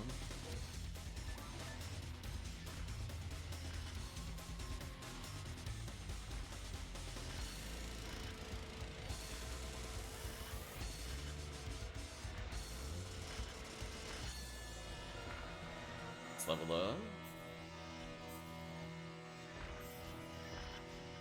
This character just needs more raw levels for stats. Once she gets to about 1000 ATP, I'll be happy with her, because then she could start combo killing more important things. Like right now, she's just kind of whiffing a little. Like I could see like the Baran's versus Lily and Crimson Assassin here.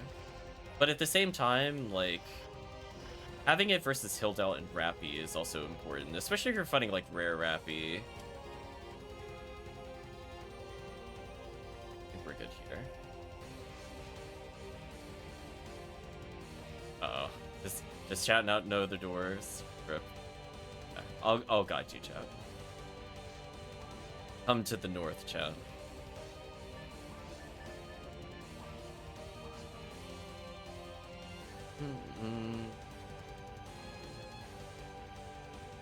I'll let you do box check. Oh, you're doing the actual box checks? I just do the ones that are on the way. I usually skip every other box here, though. I'm the only one in this room. Yeah, I'm dead. And she's just not strong enough, I think, to solo yet.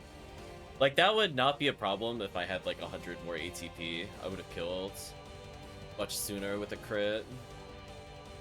Unfortunate. Rip me. But I might have to veto Seabed if we're only 3 people. I kind of refuse to do anything less than 4 players Seabed. So I will apologize, Draken. If we do not get another player, yeah, I'm not doing it with 3 people. That's one of those things where you have, like, 2 dedicated trappers that could also V502, maybe an ATP, or a support role, and then a force. Or if you're playing very high level, you could get away with raw morals as the force. Because that way you have a character that can still frozen shoot or support or demons, while everybody else is V502ing or instantly destroying things as high level you pass.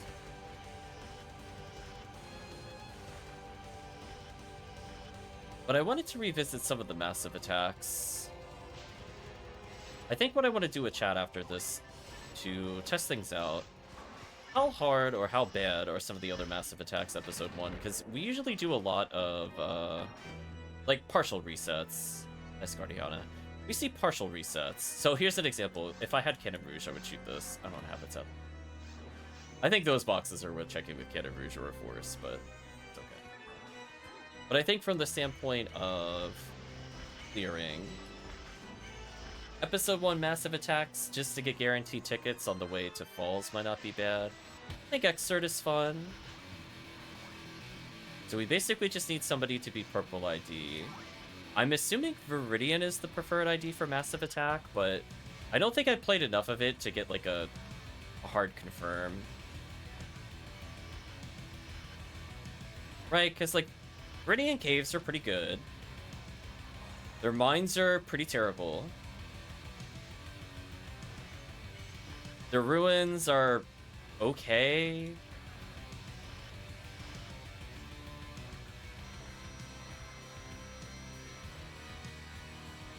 The sad part is I wish Yellow ID went all the way and got Red Ring, because that would have been my preferred ID all the way through. You know, amazing mines, good caves, good ruins. But sadly, there's not really a point to that.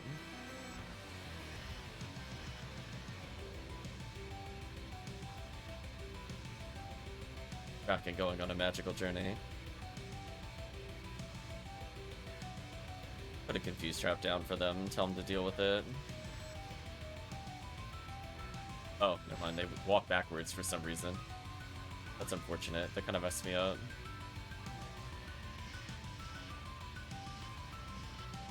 Ooh.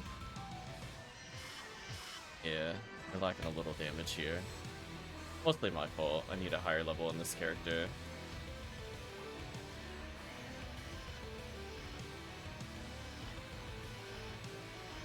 Brands can only carry me so far.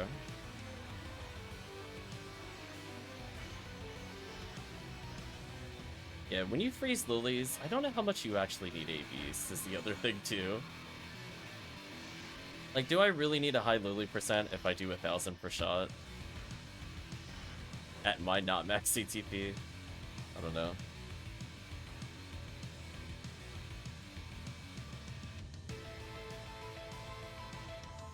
all my freezes.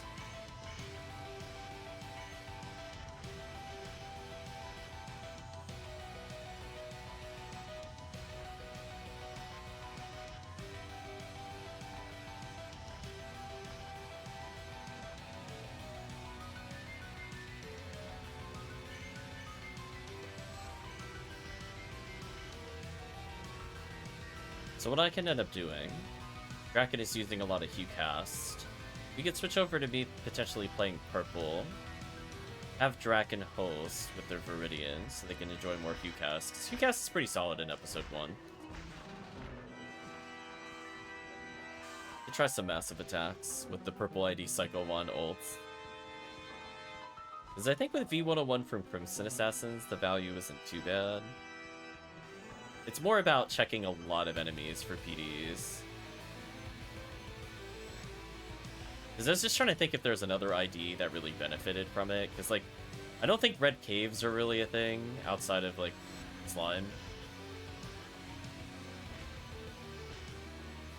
Their mines are better than Viridian. I guess it depends on how many Chaos Bringers there are, if it's worth doing red in Ruins. So, it might be something we experiment with a little bit. It's one of those things I just need to sit there and stare at the enemy count for about 30 minutes, and then I'll be able to figure it out. I can also take a look at the end of the quest to see the monster count, which I might do.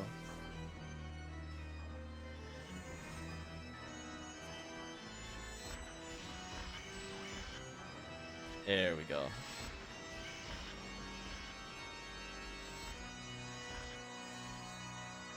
Oh, the other thing I wanted to mention that I forgot to mention about Very Hard a moment ago. E502 in Very Hard is godlike. Just by the way, chat, the view of any kind of hell boost, basically their highest resist is like 65 most of the time. Everything else could be like 40, 50. It's so free with V502. So we gotta do a Oops All Hell run at some point with Blue ID. I think chat would have a lot of fun with that. Because that also requires, like, no stats other than accuracy. So if chat doesn't want to do the Oops All Force run, we could do the Oops All Rangers run. I think is very viable. Especially since you have all the tools to kill Gerdamulu.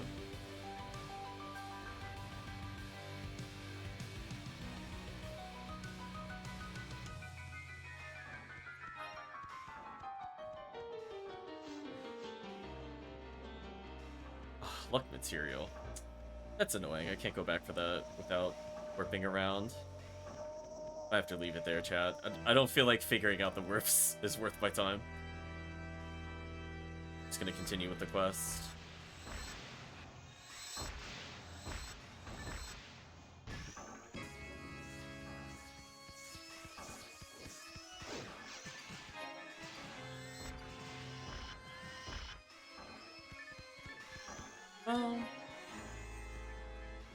Guess I could just go in a quick circle here. No. I mean, like, that's guaranteed to get me back there, but it's not fast enough. Might wait till post-quest to go grab it. Let's split up a little more.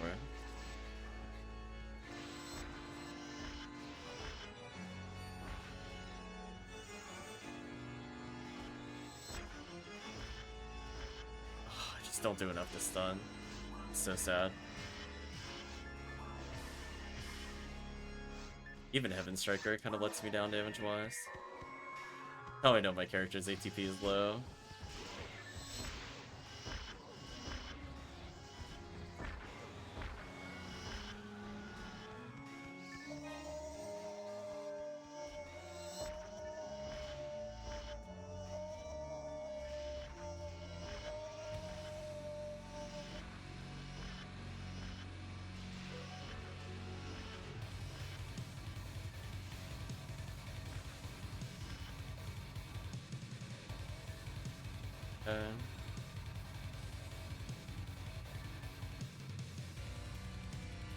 Rip Rock to Seal Freeze Trap ratio.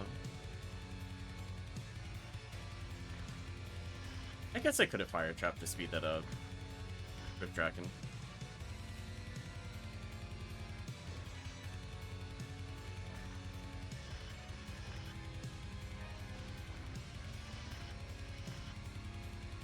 Go back over there.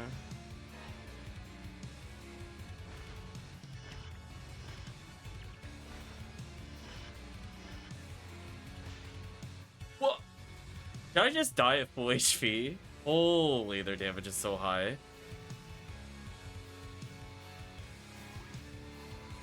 I was not expecting that. That crit damage is wow, look at that damage. That's crazy. I almost get one shot. What's my defense? 411? Wow, that's not even low. That's crazy. Actual insanity, chat. Love the aggressively vibrating Del D. That's something. It was certainly a sight to behold. I didn't even want to interrupt it. He was just having a good time over there.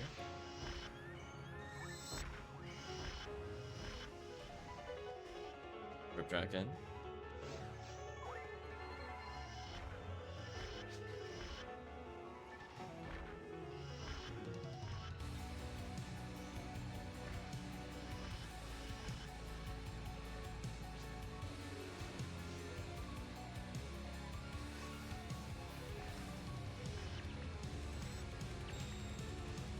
Did I get Mega Invincibility? No? Going. Man, just look how much they do to me. This is crazy. I'm definitely not used to the OD van life for sure. Like, wow, they actually do real damage. Oh, I gotta move. I'm gonna die. There we go. It's like, I can't stun them. If I was playing Rock Ass, I could stun them. Maybe at high level Rockaseo, I could stun those again as well. Okay. I want to see if I can get a shortcut to the luck material. Does this work if I go this way? Is there another warp back here to go back? Oh, okay, there is. Alright, that's worth me going back for. I feel like the first time I looked, I didn't see it. Maybe it was loading in or something weird. Does it put me here? Oh, it was around the corner. That makes sense. That makes sense why I didn't see it. Okay, we're good. We got our luck material. I'm gonna switch to probably Force. I'm gonna go Purple ID second. We'll have Draken Hose. So we have Hue Cast. Everything else good there. He's away for now.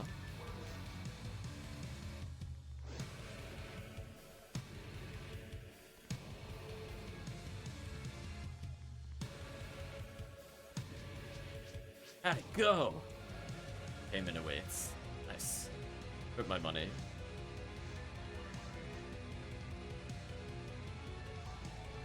Yeah, if we had 4 players, I would say I wouldn't have to switch off a Grape Cast.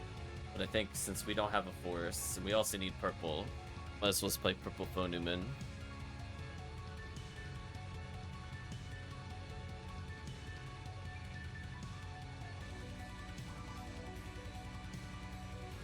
Rip our 4th player. Borderlands is too powerful.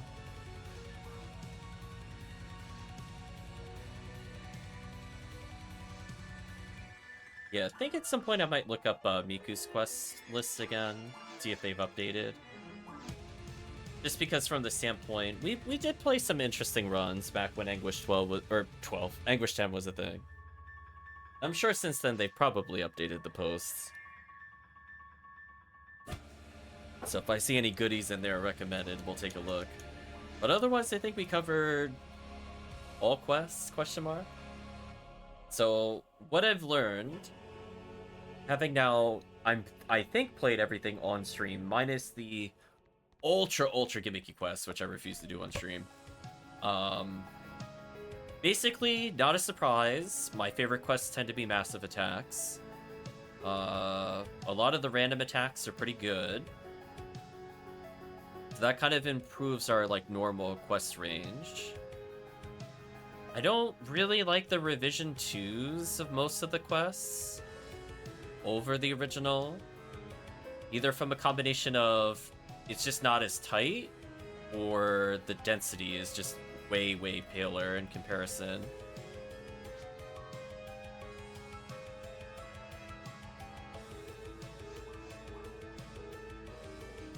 So let's try massive attacks.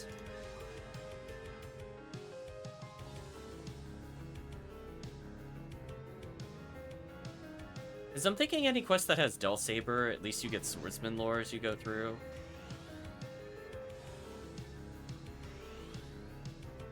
Oh, wait. Oh, this is XRD? Oh, okay. XRD's also fun. It's not what I was thinking of, but that's okay. I'll still do the run. Uh-oh. No. I mean, we can still do it. There's nothing wrong with it. I do like this quest. I'm like, wait a minute. This isn't the other caves. We're in caves, but not correct caves. Yeah, I wanted to try 1C again. Or honestly, even just doing A, B, then C, and then making a comparison between them wouldn't be too bad for a full clear. Because you so rarely do those quests for full clear. Now, I've previously heard really good things about 1C in particular. And obviously, all of those function as lowly resets. So even this quest is a Cycle 1 reset. I find very funny. So, I don't think we ever have to explicitly grind Cycle 1 during any of our things, other than when we don't have enough players, we'll do it. But potentially just getting casual V101 while playing is a lot of value. Makes Ultimate a bit more worthwhile. Well, the thing is you play XRD and you're like, I want to go North Door, and the game just says yes sometimes. Sometimes the game is like, yeah, you're right. You're right, that's the right door.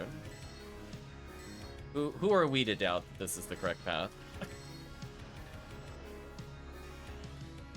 Like, I think in overall value, I think this quest is just better than MA1C.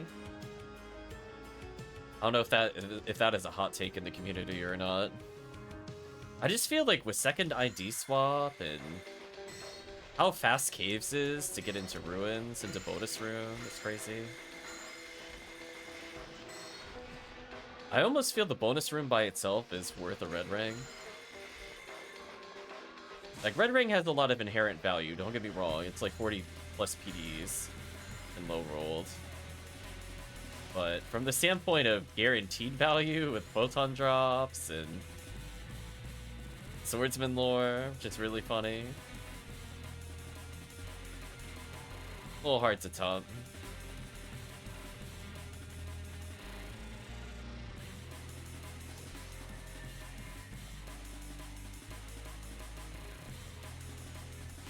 I think the other thing I was talking about, I think in the Discord, I don't know if we talked about this on stream. I was thinking of making just Red Ring hunts in the future, just off events.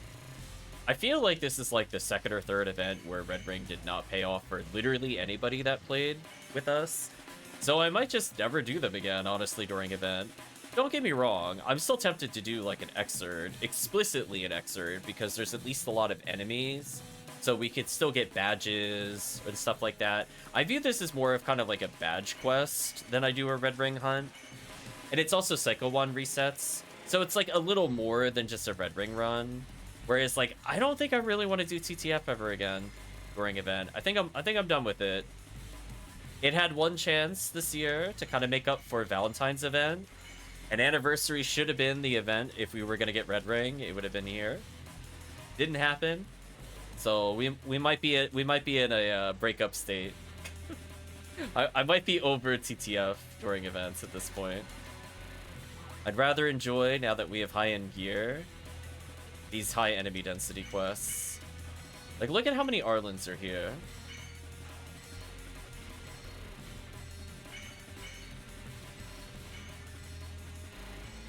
Rip.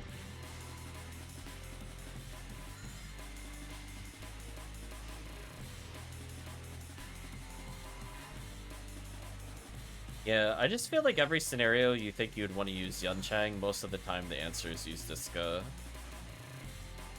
There's like a couple times you want to deal with it. Also, chat really needs to kill this Darkbringer, please. I'm gonna politely ask that he dies before we go further. There we go. I've been bodied.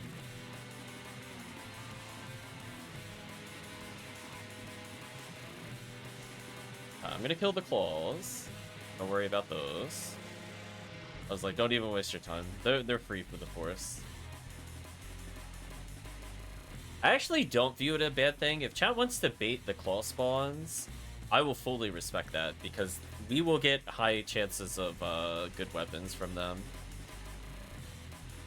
I respect that immensely during Anniversary event in particular, where there are also bad chances. Like, I might just let this guy hit me. Just give me a couple spawns. Hey, give me some claws. Yeah, there we go. Give me some claws. I don't care about Sacred Cloth. Fine. Alright, that Indie Belra needs to die. Someone take care of him so I stop getting hit. There we go, thank you. Ooh, luck material, and I think that was from one of the claws I just killed. Rewarded.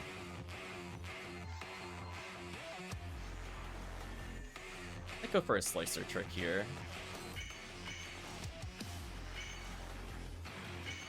No, there was an unfrozen one. No, that interrupted my combo.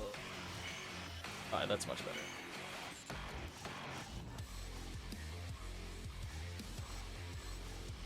There we go. Do I smart link on? I do, okay. Making sure. Alright, so I think we're gonna adapt the new strategy we kind of walked into while playing XRD. So in the Falls room, not this room, but the Falls room, I think we're gonna do the doorway strat. So what's the doorway strat? Weirdly, it's not as straightforward as you think it is. We need one person to go in the middle, freeze trap, kill the problem enemies. Almost everybody else is at the doorway. Potentially, the reason being, I could be in the middle as a decoy. I could help chat with that. But we need probably Kaiser to kill Indie Belra. The Indie Belra at the doorway, uncontrolled, is like the worst thing in the world. And it's very annoying to hit with only 3 people. So I think I'm going to join Draken. I'm going to try to SNS accuracy glitch the bringers to make his life easy. And then Kaiser could just wait in the doorway and kill the Belra. I think that's the strat. And as long as I'm near Draken, I should be good. Yeah, because then we could do stuff like this. Oh, never mind. The other enemies were not frozen. They weren't frozen. I went to go start comboing. That's fine. I think we're good, though.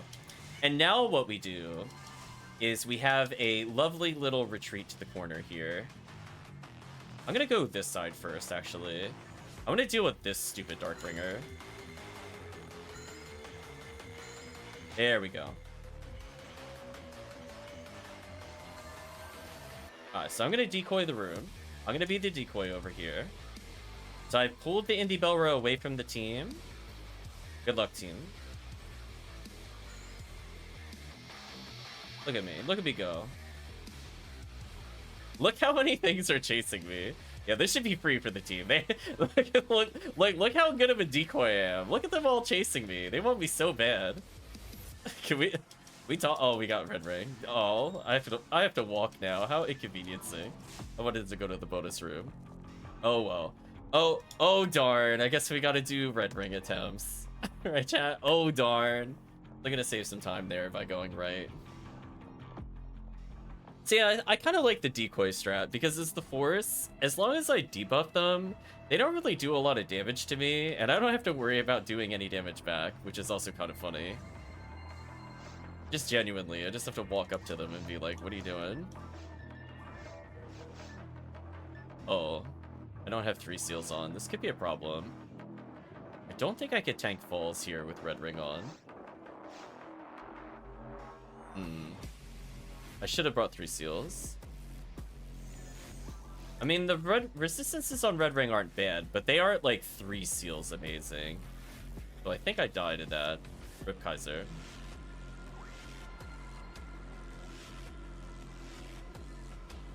Ouch. So I will probably grab that for the next run. Just because it is important for me to not explode. Although, my HP is also kind of terrible. I think I need at least 1300 health to survive. This character must not have used any HP materials. I'm actually kind of shocked I'm at below 1400 health without HP materials. It's kind of funny. Anyway, we've apparently gone into Doom Eternal soundtrack, which is fine. Debuff in there.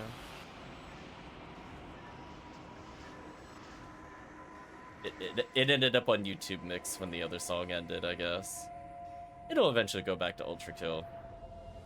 Thinking about it. Or Keygen Church is one of the full edited songs for Ultra Kill. I think. At least according to the album art I'm looking at. Do I die from this? No. Okay, so I have just enough resistance to not die. That's good info to learn. That's so sketchy. That is still so sketchy.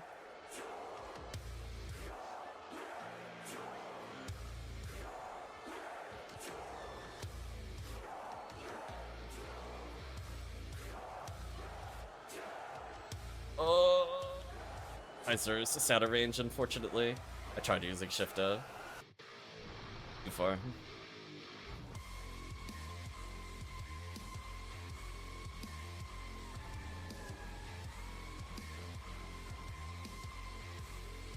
Okay, get a debuff here. Unarmed Fireball. It's like improving DPS.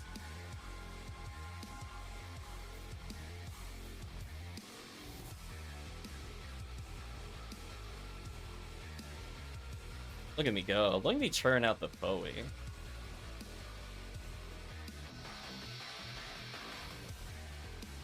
I'm mashing chat. Look at me go. Oh. Extended cycle. I'll play to Falls. Thanks. Thank you, Falls.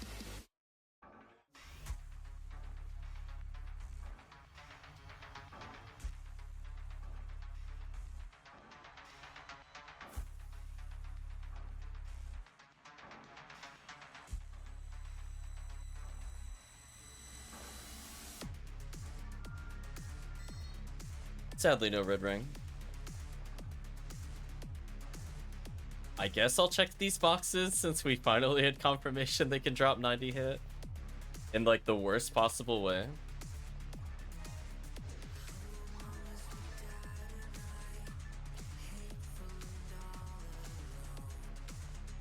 Hearing vocals. I might have to skip that sadly.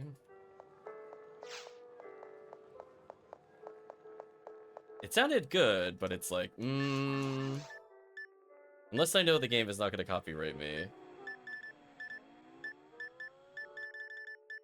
Let's see. I was going to say, there's no way this character doesn't have 3 seals in here, I don't believe. Okay, I got everything I need for the boss next time. Okay, so let's try Massive Attack 1C. Then take a look at the enemy counts at the end and think about it. And then I think that'll be the final run for me. I'm gonna go probably sleep again. I did rest right after work because I was feeling so burned out from yesterday. Terrible day yesterday, chat.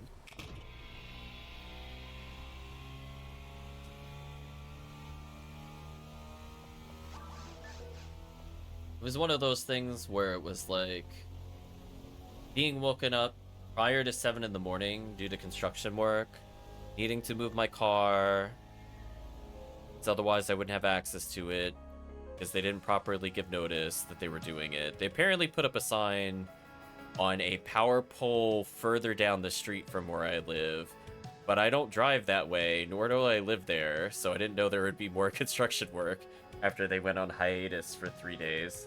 Which, by the way, I would just like to say, you know, if they didn't do any work Monday, Tuesday, why would I think they're coming back Wednesday? But, you know, maybe it's just me.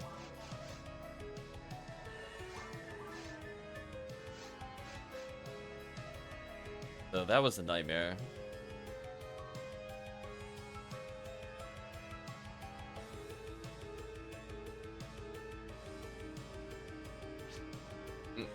I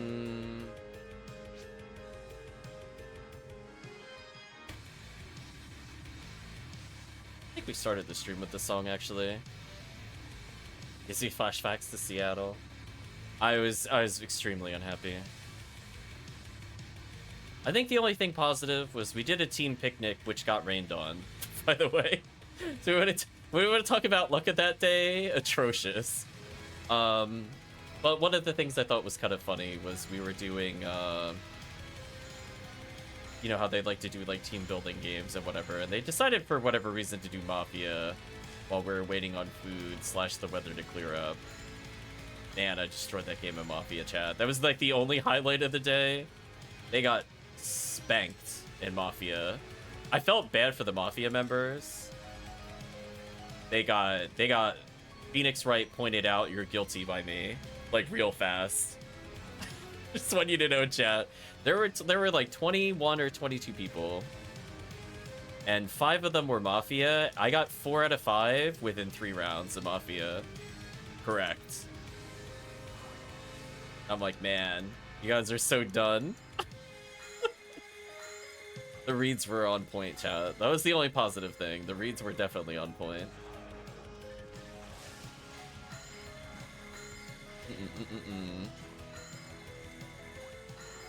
I'm Roberta in here. Oh, I don't have cure paralysis. I'm done. Nice. Got a photon drop.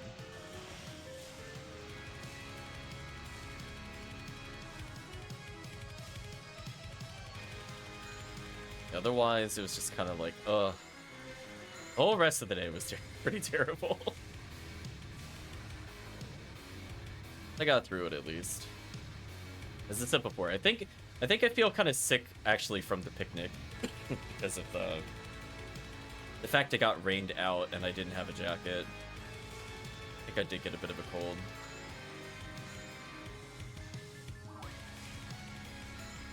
Kinda sucks, but it is what it is. Kill these. Out of here. Rip all my soul atomizers. Yeah, definitely if we do this quest again in the future, I need to make sure this character has cure paralysis on. It is like mandatory. I'm already down like 4 of them because the lilies are just so close together. I guess the real question is, when we're doing this kind of run, is it worth splitting with just 3 people? I feel like the answer is no. Right? Because we're coming up to a point where we could choose to go 2 different ways.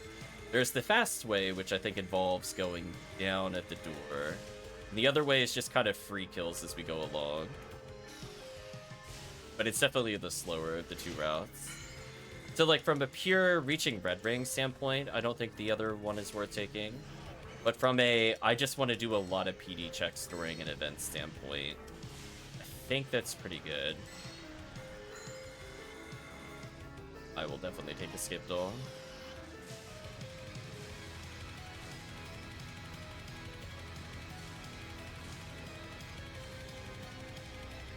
We're getting close to the choice.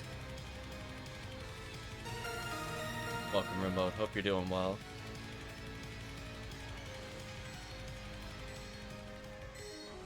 Bye, Crimson Assassin.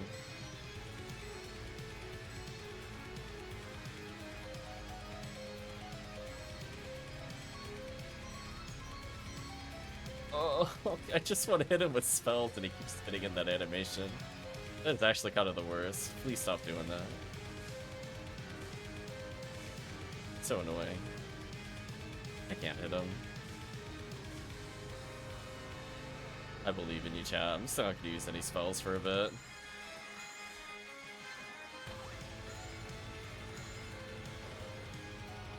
Yeah, like I guess if we don't have a full team, y'all just go south.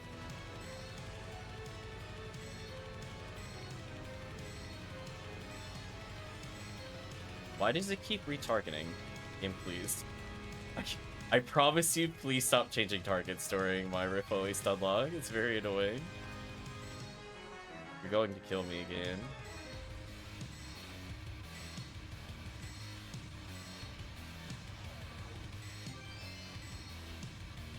Yeah, this is the normal reset room if you're doing purple ID runs.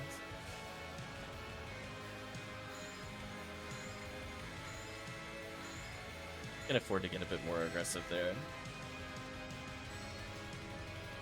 Oh, whoa, I didn't have 3. Oh, my bad, I thought I had 3 seals on. That's why I didn't bother dodging. I was like, yeah, it's like a 30% chance I'll die. And then I look at my real EDK. Like, no, it's much higher than that. I was almost 50-50ing it. Well, no, it's 25.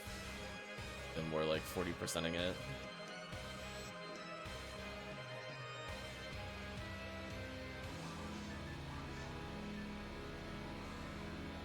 Yeah, 51 EDK, mostly good enough for this run. So, like, since I'm not really using weapons here, I'd probably go, like, Heavenly... Instead of Heavenly Arms, I bring in an Adept. Just for that extra bit of resist.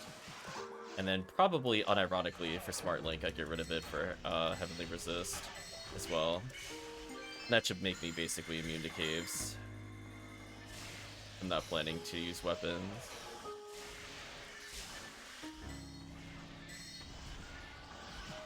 Kinda hard to say no to 70 EDK. Puts me in a decent position versus Sorcerer as well. Yeah, this is the room where everything meets up again if they take the other path. There might be like 3 people take one path and then the short path, one person goes there. Maybe that's like the good ratio. Because I don't think an even split makes sense if there's more enemies on one route than the other. But somebody also has to solo all those lilies. So I think they would have to have Dressplate if they were Hunter. I don't think there's any other way you could do that room as a non-force without Dressplate. Oh. Casual Heavenly Battle, don't mind me. There you go, chat. Viridia card. Ooh, it's our Uber. War game.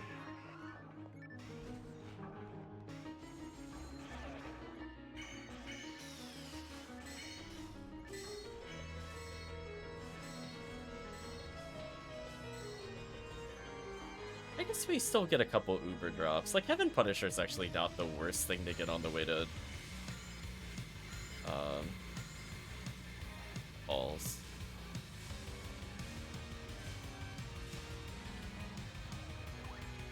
Retracting.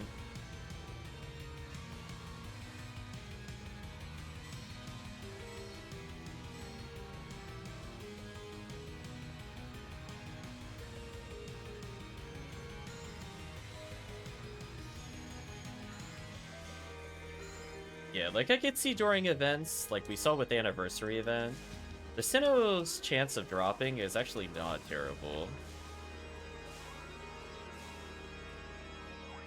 Rip Draken.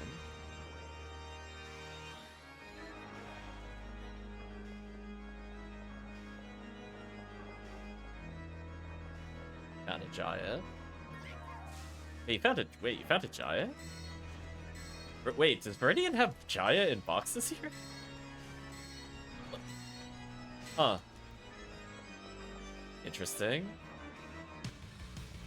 I'm like, that's not on the enemy pool. It must have been from a box somewhere.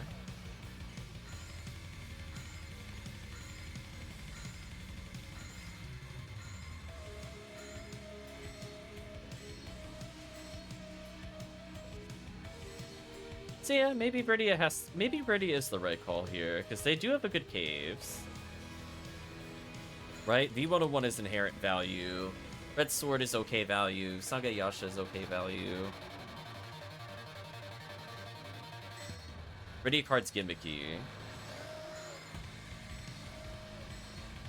Heavenly Battle's like a free PD. You don't want like tons of them, but they're not hard to get something for them.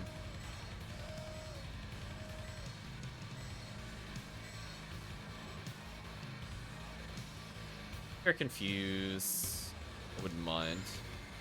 Any luck with the runs today?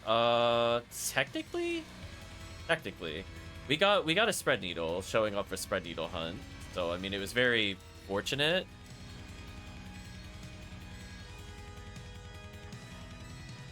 Although funny enough, the best spread needles came from the shop quest.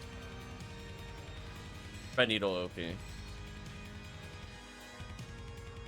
Sadly, we did not get too many crazy things.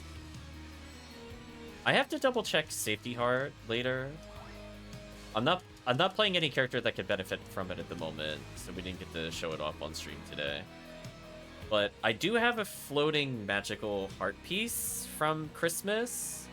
Yeah, the empty room bait. I forgot about the empty room bait. You got me. I went in there thinking there were boxes. Nope. But from the standpoint of the egg gambles, we did decently. The first like 60 were pretty atrocious that we spent. So like if all we did was like 50, we would have gotten, I think, almost literally nothing. Not an exaggeration. I got like just nothing but monomates at one point. It was pretty bad. It was like 5 or 6 in a row. Where I think there was one item in between like 8 failures or something. It was not good. Put it that way, it's not good. But we ended up with a safety heart, which I think is one of the items that I need. If it's not the item that I need, it's the step below it, which I can convert into, I think, a love heart thing. And we did get our first stealth suit, although I didn't play with it. We didn't play Ranger for very long. Then maybe another stream we'll try it out. I was thinking about using that, funny enough, not on Ranger, but on Qcast. I am really sick of Vulcan shots not being where they should. I might take that over the attack up. This wave makes me tilted every time. Why is there such a big delay?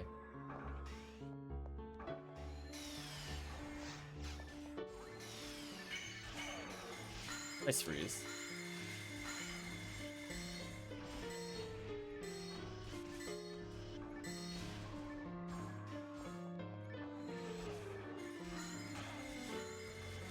Yeah, so you have to... Your FTs, okay. You have to think from the standpoint of...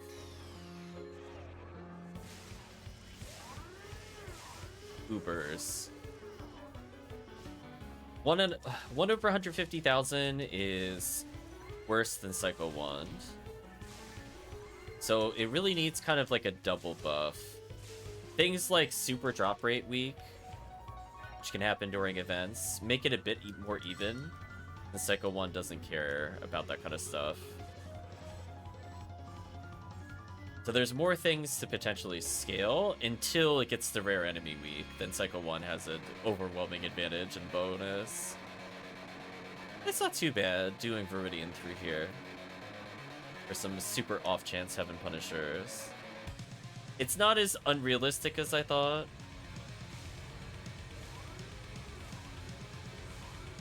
It definitely sucks it's on Inno Red though. Oh, my bad. Heard a messaging service there.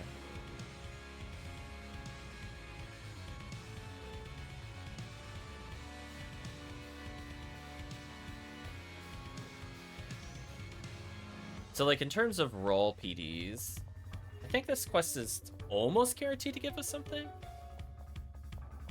The only downside is that Viridian Ruins is kind of until you hit Adult Saber. Very questionable without Adult Saber.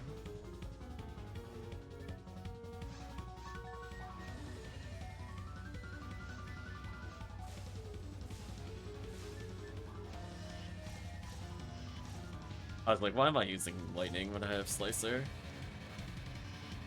I gotta wake up a little before going back to sleep.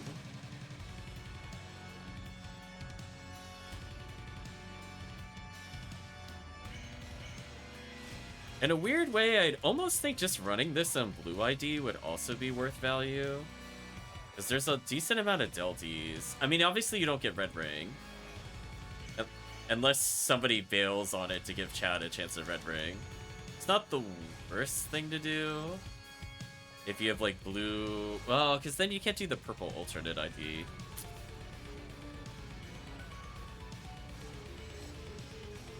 Oh, yeah, they're done. Out of here. Hello, Darkbringers. This is why I was thinking red ID might be okay. I'd really just have to look at the counts at the end. We're getting there.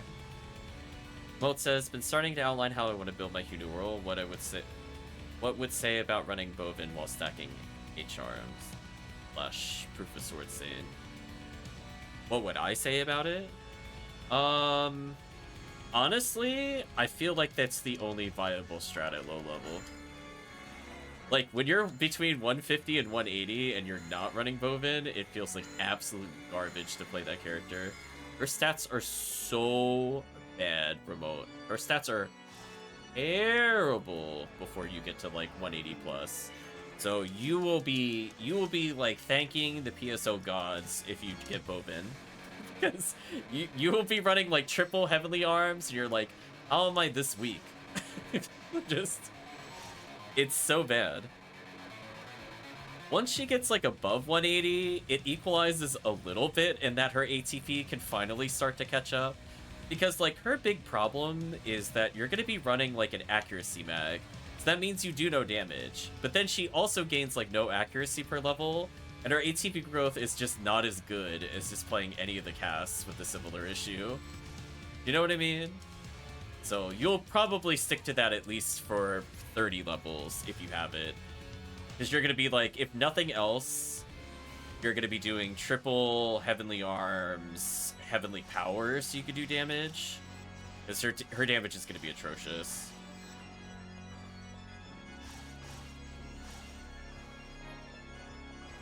And the fact that she'll only be at like 110 base accuracy is insane, and you have to realize how bad her base accuracy is. You might even be sub 100 accuracy at 120. I will double check that. It is something terrible, Remote, if you've never seen it before. It is like a comically terrible, how did this even get past testing levels of terrible. I can't emphasize enough how bad it felt to level her. It was a miracle I leveled her to a usable level. I'm gonna be honest with you in solo play. But, plus side though, Remote, I will be playing a lot of very hard mode this week. Or not this week, next week and probably the week after. And then at some point, I'd like to do a challenge mode clear with the team. So if we could get everybody together on like a Friday, we could probably clear it in 2 sessions. Haven't yet, she's only around 100. Oh. Yeah, I've been using mine for unsealing. Probably episode 1 first, because it's easier to get new players to do. Episode 2 requires, like, we really need a veteran player. I hate to sound, like, kind of elitist with it, but Gal Griffin and Ogaflow lose a lot of time to players that have never done it before. I don't know how else to frame it. I'm not good at it. I'm really bad at Gal Griffin. I could do every other part of that challenge mode, but those bosses. They feel terrible to deal with normally. So that would be like a HellCleave, a Tekkium, a Dango. Unless somebody sits there and honestly practices normal mode, Ogaflow, I don't even want to do episode 2. Like, that boss and Gal Griffin waste so much time if people don't know what they're doing. That's one of those ones where, like, I will not play with people in episode 2 unless they are people I've played with previously. Like, I could get, like, completely new... I'm gonna let him retrap. Oh, no retrap. I tried. Okay, let's come back over here. Debuffs, debuffs, debuffs, rebuffs, rebuffs, rebuffs. Getting lasered randomly. Episode 1 is so easy. Honestly, the only time I can see anybody dying is mines. If people don't respect Barans, That is the only way I see us losing any time in episode 1. There's a downside that it has kind of a knowledge check with the puzzles, which is kind of annoying. But I'll be running with the solutions when we go to play it. So I'm going to remove the hardest part for casual playing of episode 1. It is longer, so that's why I don't want to do like a ton of them. But I'm thinking what we'll do is if we could get like, let's say there's 7 people that are interested. Because I imagine multiple people are interested in hell shots, demons, allure guns, right? Why don't we have like a group of people that have played it before go first, with me kind of just showcasing it, so that way the second group that hasn't done it before can see what to do into the quest. Do you know what I mean? Like, that's why I'm also thinking that if nothing else, we just spend a day playing like 2 of or 3 of the same stage, so chat can just get all of their challenge mode stuff out of the way at once. So if we don't have 7 players, then we just play it once on a stage, then twice on a different stage, and 3 times on the same stage. So that way we have, like, you know, we'll get kind of comfortable with the quest, rather than trying to remember how to do it, like, later on. Which can slow it up a little bit, but it also means that it's a bit easier in the future to just join runs with other people. Because now you have more characters and more variety of who can actually go and complete the quest. Because things like Forest, I don't think people need to really learn. Forest is really fast. It's like barely like 4 minutes, I think, in challenge mode. But things like caves are kind of long, mines are kind of long. Ruins, it helps to understand where the teleports are, especially if you don't have the... Because we saw really terrible guides for ruins in particular when we last played, so I'm really hoping somebody has fixed the challenge mode maps for ruins. Rip Kaiser. We gotta teach Kaiser how to get through the spinner field. Don't mind me. I'm gonna dodge them all with Decoy. Oh no, Mag Blast. Rip. But episode 2 is just really unforgiving. If you don't know your stuff, you're just gonna die repeatedly. Trying to think of what episode 1 S rank I would be missing. Delore handgun, demon shot, hell shot, any of the slicers, rest slicer, hell slicer.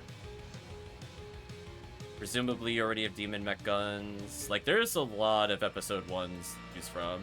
It's not like 1 or 2 weapons, just for clarity. So you could find something, I promise you.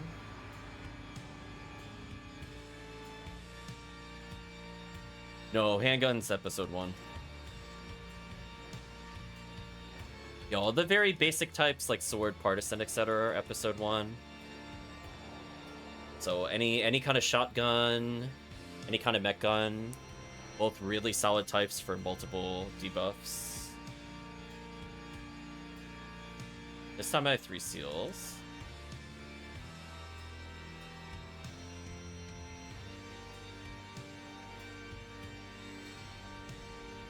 Yeah, I took more damage. Wait, why did I take more damage with 3 seals on? Wait, what?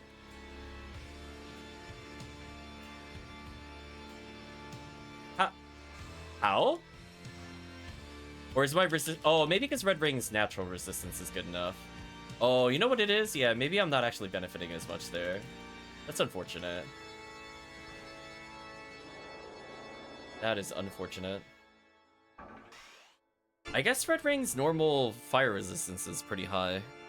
I mean, I knew it was the focus. I just didn't think it was, like, above 20, but I guess it must be. So I looked at that, I'm like, I really felt like I took almost more damage there. Silly. Yeah, only a 3 resist difference. Oh, I forgot to heal first.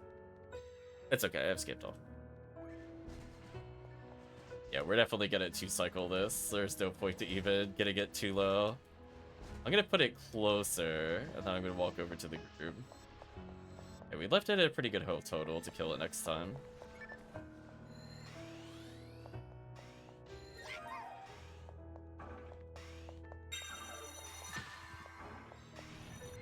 love I just straight up tanked the slap. Get out of here.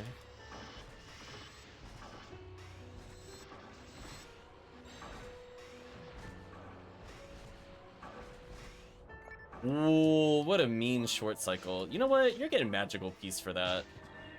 I'm gonna magical piece you, and you're gonna have to deal with that. Yeah, take that magical piece. Get out of here. So yeah, there's a lot of strong contenders for episode 1. Episode 2 mostly has Needle and J Cutter.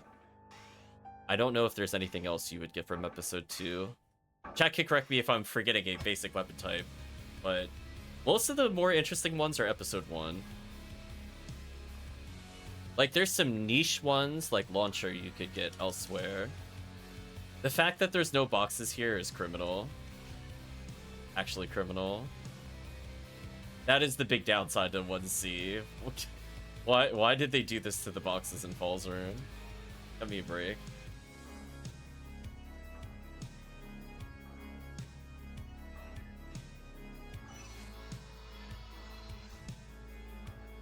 You will now be forcibly teleported. Yeah, like what else does episode 2 get? Bazooka. Technically. Cards are like super niche. We already talked about Needle. Unless you were feeling real psycho for ES Scythe.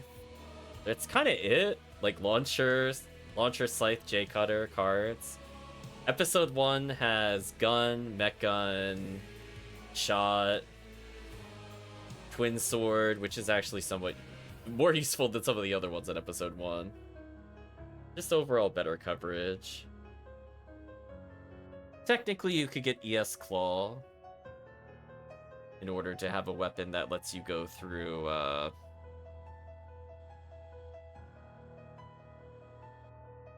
whatever it is, Seabed Upper, I think, the platform. You could get very specific weapons for very niche purposes with episode 1. But otherwise, it's like ES Swords, you're not really going to be getting from episode 2. You're not going to get ES Moon. Not going to get ES Knuckle. You could get ES Katana if you really wanted to, but you probably shouldn't. Harrison's not that useful. Axe isn't good. Windmill isn't good. So there's just overall more weapon types. Without freeze arms. Hurt the soul, though.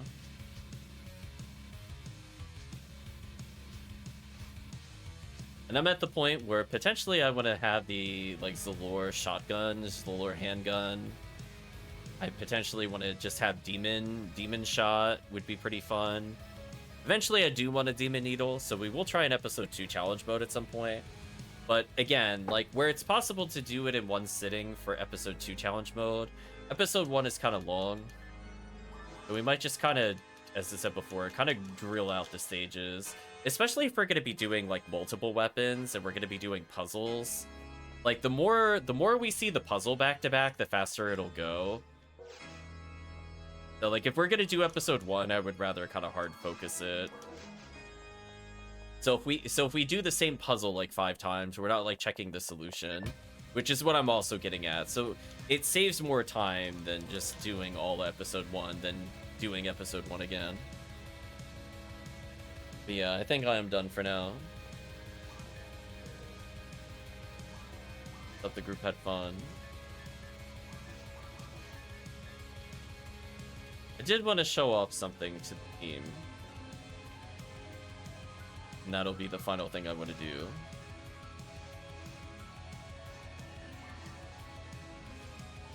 GG's. This will be a solo run, so chat can do whatever they want. Especially since Remote was talking about Hugh Newell. I'm going to show you the Hugh Newell run Remote that I've been doing on resets over and over. Also, Remote, did you want to do any trades while I'm here? You should probably catch me now, because I'm literally going to go to sleep after the stream. Or I might just do like 20 minutes of grinding here, one of the above.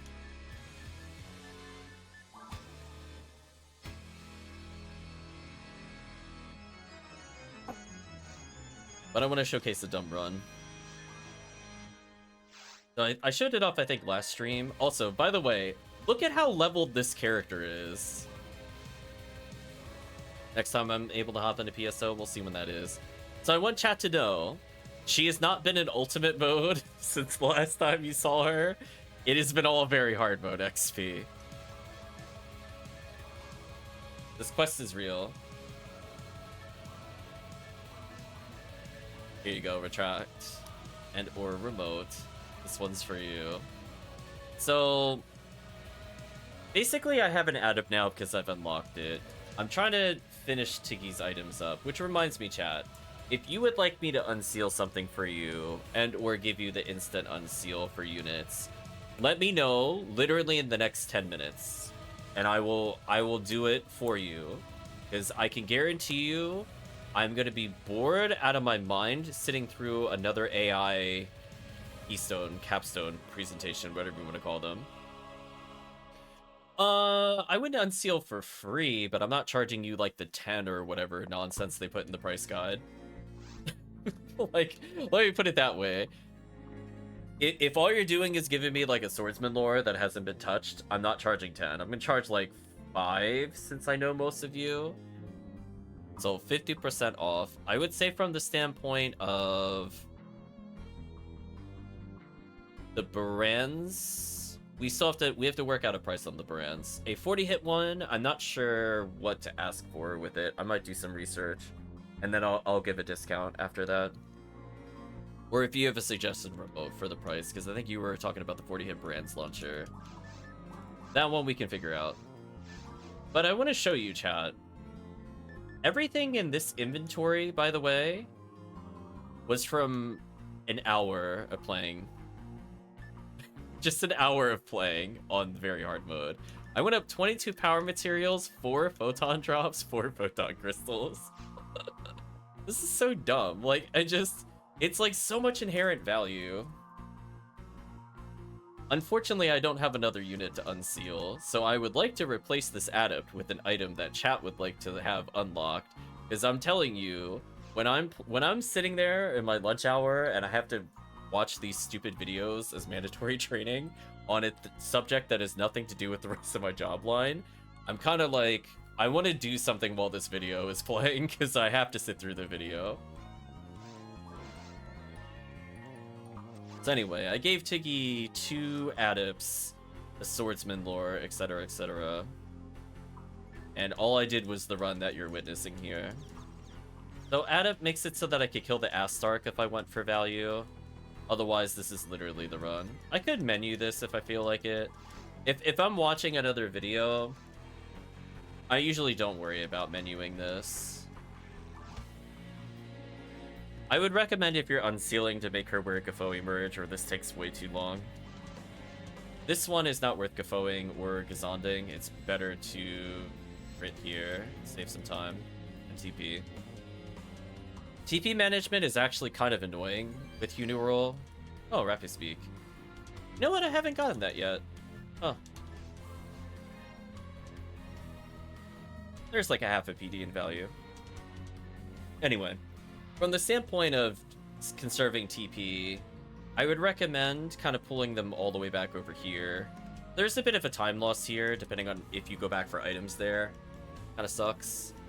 What would your price be for a total of 3 lame unseals, 2 POSS, and the 40 hit brands? I don't know how much the brands is. We'd have to work that out separately. I would say for every unit, 5 PDs. I think they normally charge 10 or whatever. 3 lames, I'd probably just say 5 as well. If you want me to do that, that's like 25 PDs. You're wide open! Then the 40 hit brands, I don't know. I'd have to check. So what would happen remote? Especially, are you planning on playing like during the pre-event stuff at all? Or does it not matter? Because what I can do is literally just give you... I can't give you lames, but I could give you 2 Proof of Sword Saints if you really wanted. So, like, if that would make a difference in your run, I could just literally give it to you while I work on yours. I normally reset here, but since I have Adept, I have more TP than usual, so I'm gonna kill these for Caduceus checks. Should have enough TP to kill here, thanks to this. It's worth, if you're able to do this, or you're not being greedy with fluid, to at least check to see if these Rappies have Del Rappy.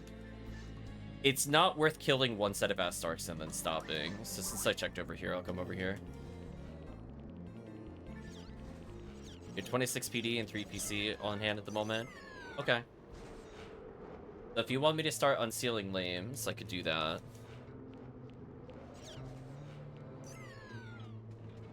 Yeah, otherwise I'm working on some Swordsman lore to unlock. One of them is Tiggy's, all zeroed one. One of them's one of my old ones. I don't know what would be fair for the Barans. We might have to say IOU and not worry about it right now. Just kind of thinking about it. It's like, I don't know. It'd have to be at least 10 PDs, but I would rather you walk around with it and sphere it if you have spheres than to wait to give me the PDs, if that makes sense. Do you know what I mean? Also, I don't need to do the run any further.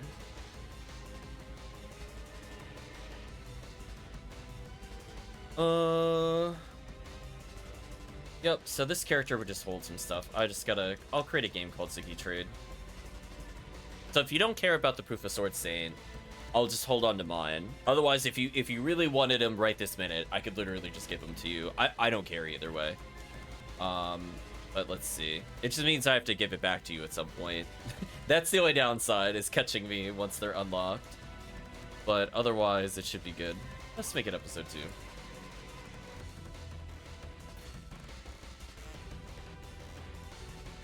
I have no spheres at the moment. Probably won't start playing consistently until Halloween starts. We want to just do lanes right now. I could do the lames and your Proof of Sword Saints.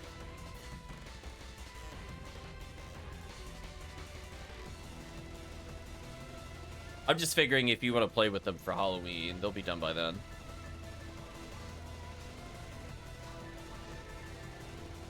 Drop one of these. I'm gonna put away my materials, so whatever I stream next time, I'm gonna try not to put literally anything away. I want to see just how much I get from very hard mode. Kind of like another event thing. But I'm getting like a pretty good amount of value. Rappy Speaks I will have to put in the share bank though. So just remember I had 0. Otherwise, like, I'll show you what I've been doing. So I've been hoarding like random lames to unlock as I play, right? Because you always need 2 lames to every unit in order to make it worth your time. So I have like 3 spare ones, for example. But yeah, just give me 5 per. I'll do some cheap unseals. Because otherwise, if I'm playing very hard mode, it's good value, don't get me wrong, but I could be unsealing for people and getting more PDs. So inherently, me playing 9 hours, cleaning out all the items, means that I'm getting a rate of almost 3 PDs an hour without ever getting a single drop. Just from these kinds of trades.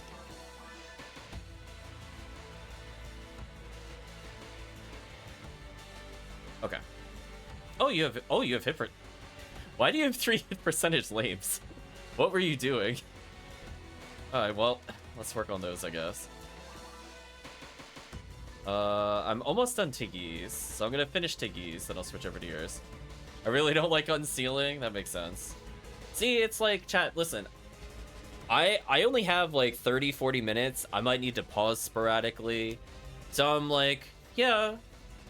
If I get a weird emergency call during lunch, I don't really want to interrupt an ultimate level run, but doing this is fine. So I have enough lames to last me a while. And to give you an idea, chat, of how many PDs I've made through trades and unsealing so far, the answer is 71. I've gotten 71 PDs since the end of the event, by the way. Like, come on, chat, come on. That's an insane number. Chat has to agree. I mean, it's been not even a week. I'm up 71 PDs. Crazy. It's not even buffs. I'm like like, just think about that, chat. That is a crazy ratio of value for me. So I have enough pretty much to do whatever I want here. So we'll try to remember I was at 72 photon crystals. I will probably do the Barans. Do I want the 40 hit brands now, just owe you in the future? Yeah, let's do that. I'd rather you have the item. I could always unlock the brands. In fact, we could see how many PDs I'm about to lose on this brands. It won't affect the price that I'm charging you. I have more than enough photon crystals to do it again. There's a reason I did a second one off stream prior to today, which I will say I was kind of sad because I only spent like 32 or something photon crystals, which is actually pretty good compared to the on-stream one. So I do have 2 spare hit percentage ones. So what I'll do is I'll just take remotes and attempt to upgrade it with all the photon crystals, which, by the way, I'm pretty sure I got about 20 photon crystals so far. So if I could get it in under 20, that means, yeah, I got a good trade value. I love all the unloved lames. So let's take these. Oh, photon crystals is great. So let's just make sure you're all set up, because I know a lot of people also don't like the gamble for here. But since I'm doing very hard mode, I'm showing you how I'm intending to get some value. So we'll figure out the rest of the trade later. I don't imagine it would be like 20 sounds too high. I don't know if it would be like 12 or 15 PDs. I'll think about it remote. That's where I'm at the moment. I'll double check what people generally sell it for and adjust based off of that. But from the standpoint, it'll be there. Power of the dark side. What? What are we listening to? It's just random cover of Star Wars, I guess. Oh well, we'll be undefeatable. So I guess I'll take the Barans. Let's see, chat. Will we be undefeatable with unlocking this brands is the real question. Rest in peace on my photon crystals. Let's see if we could get it in 46. You're gonna tell if I get it first try? We'll see. I haven't gotten it so far on stream.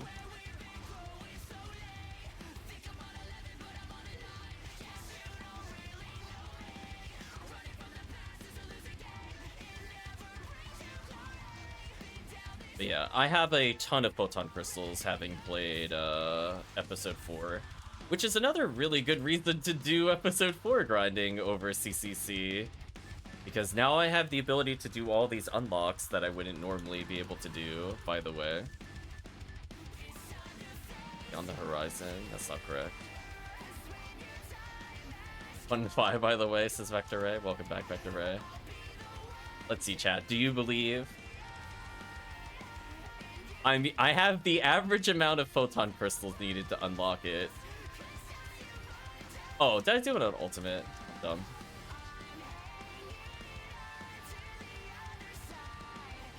Lobby tone. Let's try that again. Correct difficulty.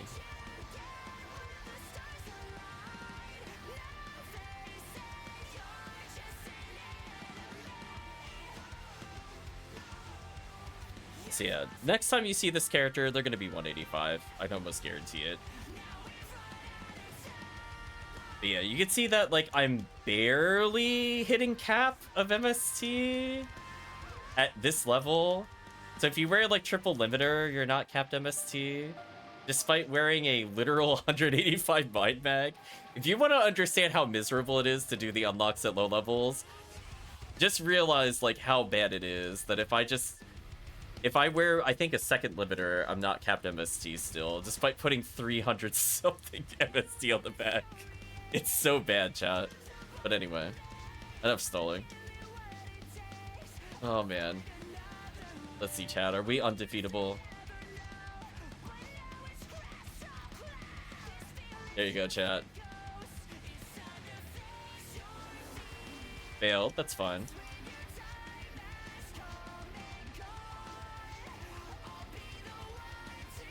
I'm hoping to get it next try. This is still fun. We're expecting to take at least 10 PDs of loss here. We start going above it, then it's a problem. Okay. Next one will be a problem if it doesn't work.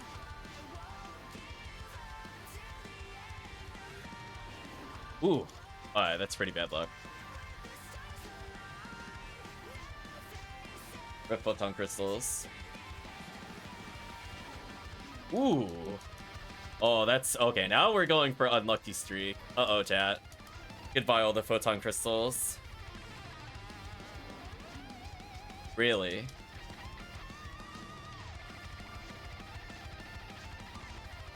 Am I gonna use all 42 on just this final phase? Holy. Unreal.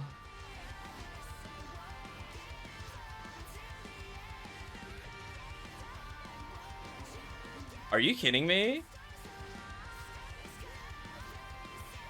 Wow. You really just ate 45? Oh my gosh, that was not worth it. Wow, that was pretty much as unlucky as you could get, literally. Ooh, 45 photon crystals to unlock. But that was only on that phase. So that still would have been like 8 or 9 above the average to unlock, but I only had to do one last unlock. It was pretty bad. It was pretty bad. Well, on the plus side, I guess chat will have to try to remember. You know what? I could put these photon crystals away on a different character. Why don't I, for now, put the photon... Well, she's going to be holding them. Actually, I don't think this is a problem. Whatever I find, she's just going to leave on her. So we're going to... Nope, no lyrics. So from the standpoint of, I guess, photon crystals, I'm curious how much I'll have by the time I'm done unlocking. I'm assuming by the time I'm done unlocking, I'm going to gain about 30. Because I average about 3 an hour. It takes 9 to unlock. That'll be up another 27 without drop rate bonus. So I'm assuming 30 will be about where I end up. But we'll see. But anyway, that's out of the way now. Yeah, that Baran's was stubborn.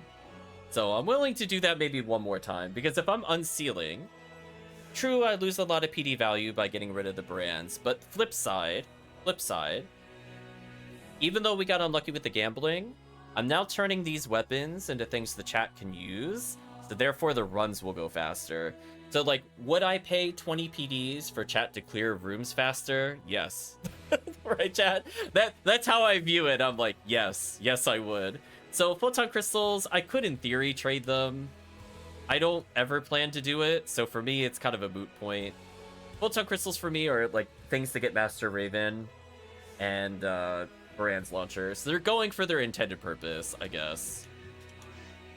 But anyway, let's chat. Almost 100 PC eaten by the Barans, unreal. Yeah, that's also why I don't think it's worth doing Barans with exactly 40, exactly 50.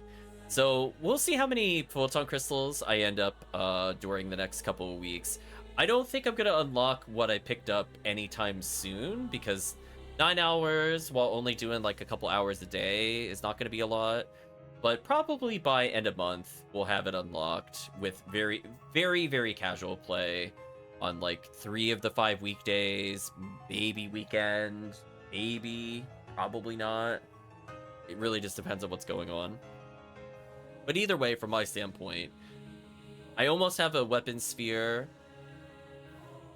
just from picking up, I don't know, maybe like 5 or 6 PD playing very hard mode across a few hours, but more importantly, trades.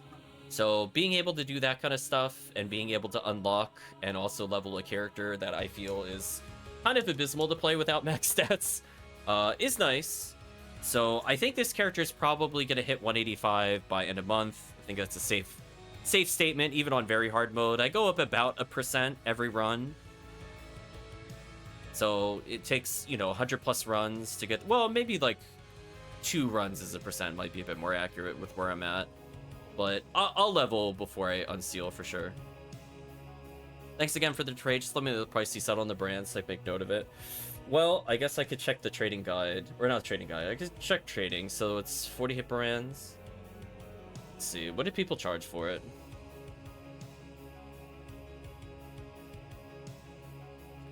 People charge 45 for the 50, which is fine. That makes sense.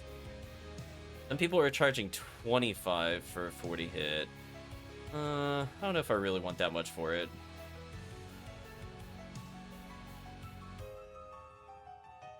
I see one person consistently selling it for almost the same price.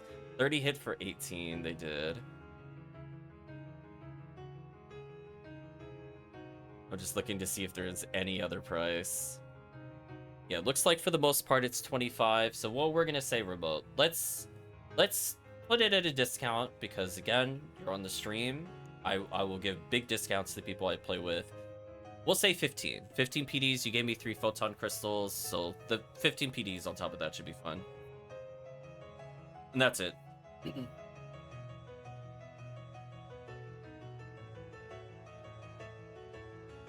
I think that's about as fair as I can make it.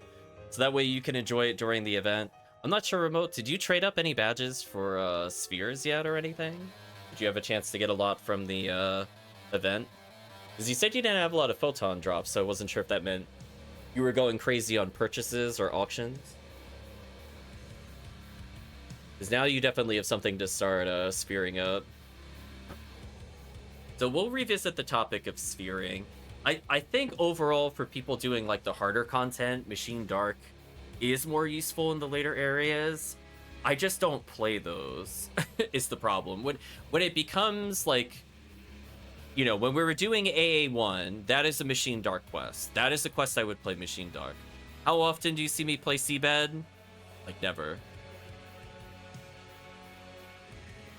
Yeah, so, like, Nature A-Beast has some use in Crater. Machine Dark is good at some of the later areas. Like, you can technically use it for Spaceship in addition to Seabed. But at the same time, kind of wondering if A-Beast Dark is better than Machine Dark for what we use it for. So don't get me wrong, Machine Dark is probably one of the best things to start with. I just think for a set, maybe A-Beast Dark is slightly better. I definitely feel like now that we're seeing kind of the finalization of the holiday events, my opinion on it has changed over the years. I still like Nature Dark a little more than Machine Dark for a one of fun of Baran's, but I think Machine Dark, yeah, exactly. Seabed is a good reason to go pick it up. Me, chat knows I don't do Seabed. So a lot of those things, a lot of places where it would be applicable are not applicable to me. So I just want to be very clear when we're talking about Baran's. My Baran sphering is probably not what a lot of people should do. So I'm always going to put a little asterisk there, and that's why I think at some point I need to make a video talking about why you would consider certain things. Because I think Nature Machine is also really, really good, especially for everybody that just was grinding out CCA. So think about all those hours you just put in. What if you had a Baran's for it? Do you know what I mean? Like, think of it from that standpoint. Like, honestly, you might just do Nature Machine, Machine Dark, and not worry about A-Beast. Unless you're doing A-Beast Dark. It's one of those things where you have to decide, do you want, like, only 2 Barans? For me, I'm probably going to go for, like, 5 or 6. Because the way I see it, chat, I'm going to be loaning out most of these Barans anyway. So I probably want every variation of Dark. So that way, no matter what, no matter what we're doing in a run, I could give out 3 Barans to the team. Do you know what I mean? And I could get the combos that people might not have. So that's my thought process for it. So I have a lot of PDs left over. Feel like I'm in a good place for challenge mode already. We'll see where it goes, I guess. Ideally make 4 brands to cover almost everything, but I definitely want what I mentioned. Yeah, no worries. Again, like, just kind of focus on the areas you want to run a lot. I know personally I'm not going to be doing a lot of forest. I know Silent After Image, like, I have a Machine A-Beast one, which is mostly useless, if I'm going to be honest. I just did that to fill the set. If I was more committed at the time, what I would have done would have been Nature Dark, Machine Dark, and then A-Beast Dark. I would have just completed my Dark set. I think that's what I should have done. And that would have been a better approach, in hindsight. Because I think dark is always something that I want in a run. It's very rare that you don't want it. Do you know what I mean? But that's a lot of PD investment. So it was hard to just commit to say I'm gonna build a whole nother Baran's. Do you know what I mean? Because that's like another 600 plus PDs. But at the same time, I wasn't expecting to get that many PDs during Anniversary. I mean, we talked about it. I had enough to sphere an entire Baran's just from the event. It's crazy. Would like native simply to rush forest even more on way for frozen shooters?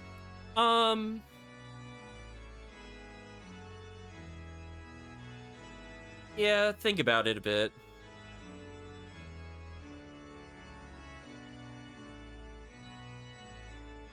Again, if you plan on running CCA again, I would probably recommend Machine Nature. No, like Nature's still good in Forest. It's just Nature AB's the only place I can think of offhand. And correct me if I'm wrong. Maybe I'm forgetting an area. Crater, right? Because you're killing Astarks plus almost everything is native there. So like, don't get me wrong. It's a good Crater gun, but if you have like Machine Nature, that covers basically every CCA. So jungle, mountain, actual CCA.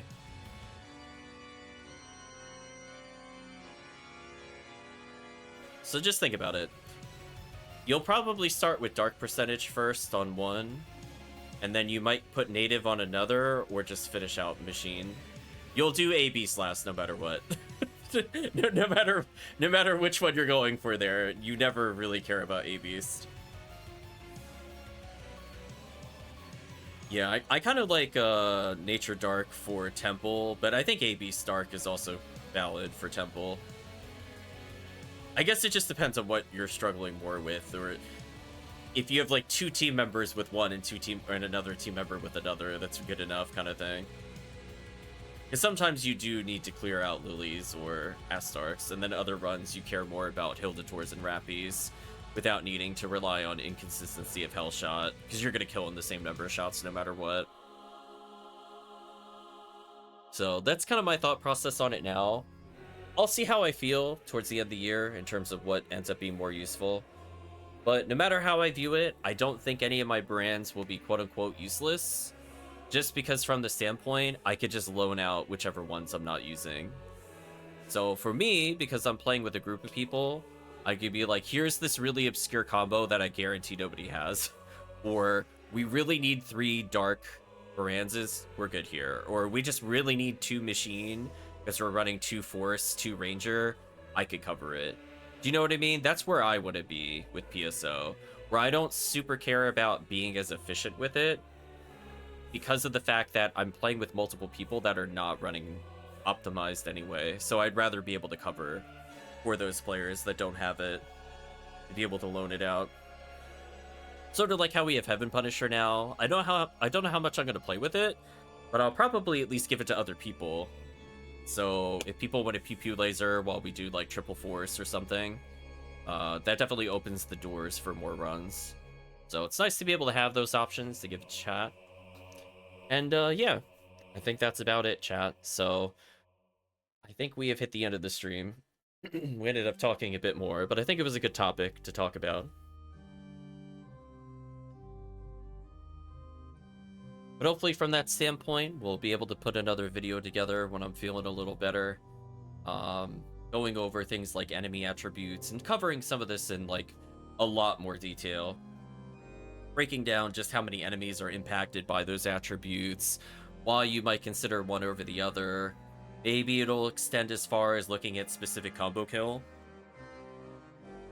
percentages. I haven't decided how intensive it will be in terms of data, but I do want to make sure people are, you know, it's one of those things where people that play the game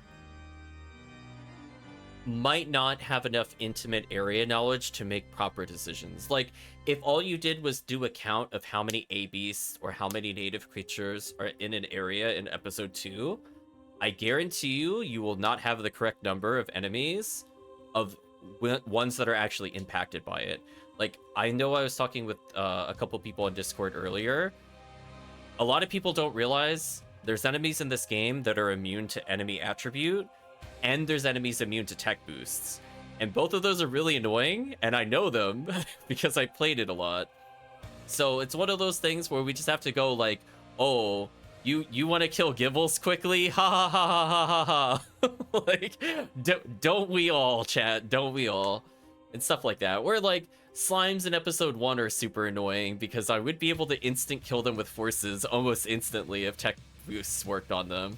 Do you know what I mean? Like, that's something you observe because you're like, why am I doing like 500 damage of fireball on everything in this room except for slime? And I'm like, oh, of course. Rolls eyes. Phone neural best at killing slimes with Stackophoe confirmed. But it's just one of those things where I don't think people realize it. Like, maybe some people know about like Ogoflow phase 2 being kind of weird and not really having a weakness to things. At least in a time that you would kill the boss and it would be relevant. But it's just one of those things where I think it'll guide the conversation. Like, what are the actual problem enemies that you'd use it for? You know, that's why people prefer Machine Dark, because, like, what are the things you can't hell, for example?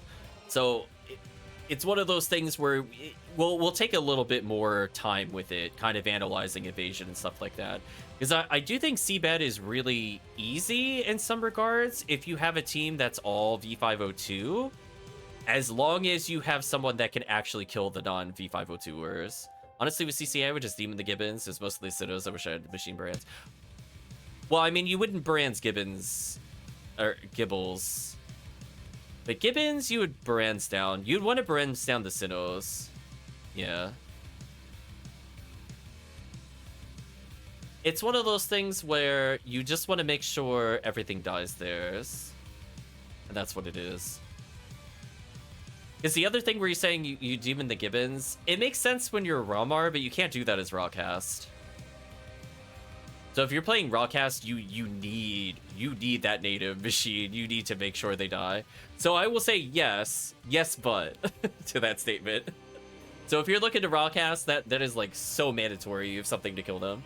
But exactly what you're saying, that's exactly where I want to make sure players have that alternate weapon to have that S-rank choice. Because some people might not have, well, Slicer Fanatic, I can't help them. They just need to play more. But things like, you know, Demon Shot or Demon Needle, we could probably get the group to get some of those.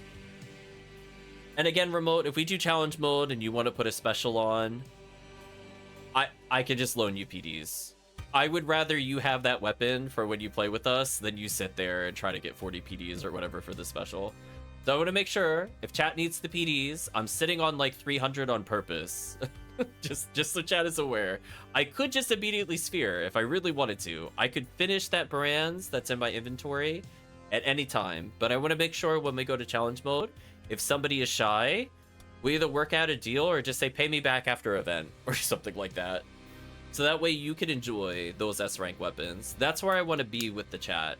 I want to enable the team. I want to make sure you have fun with the weapons.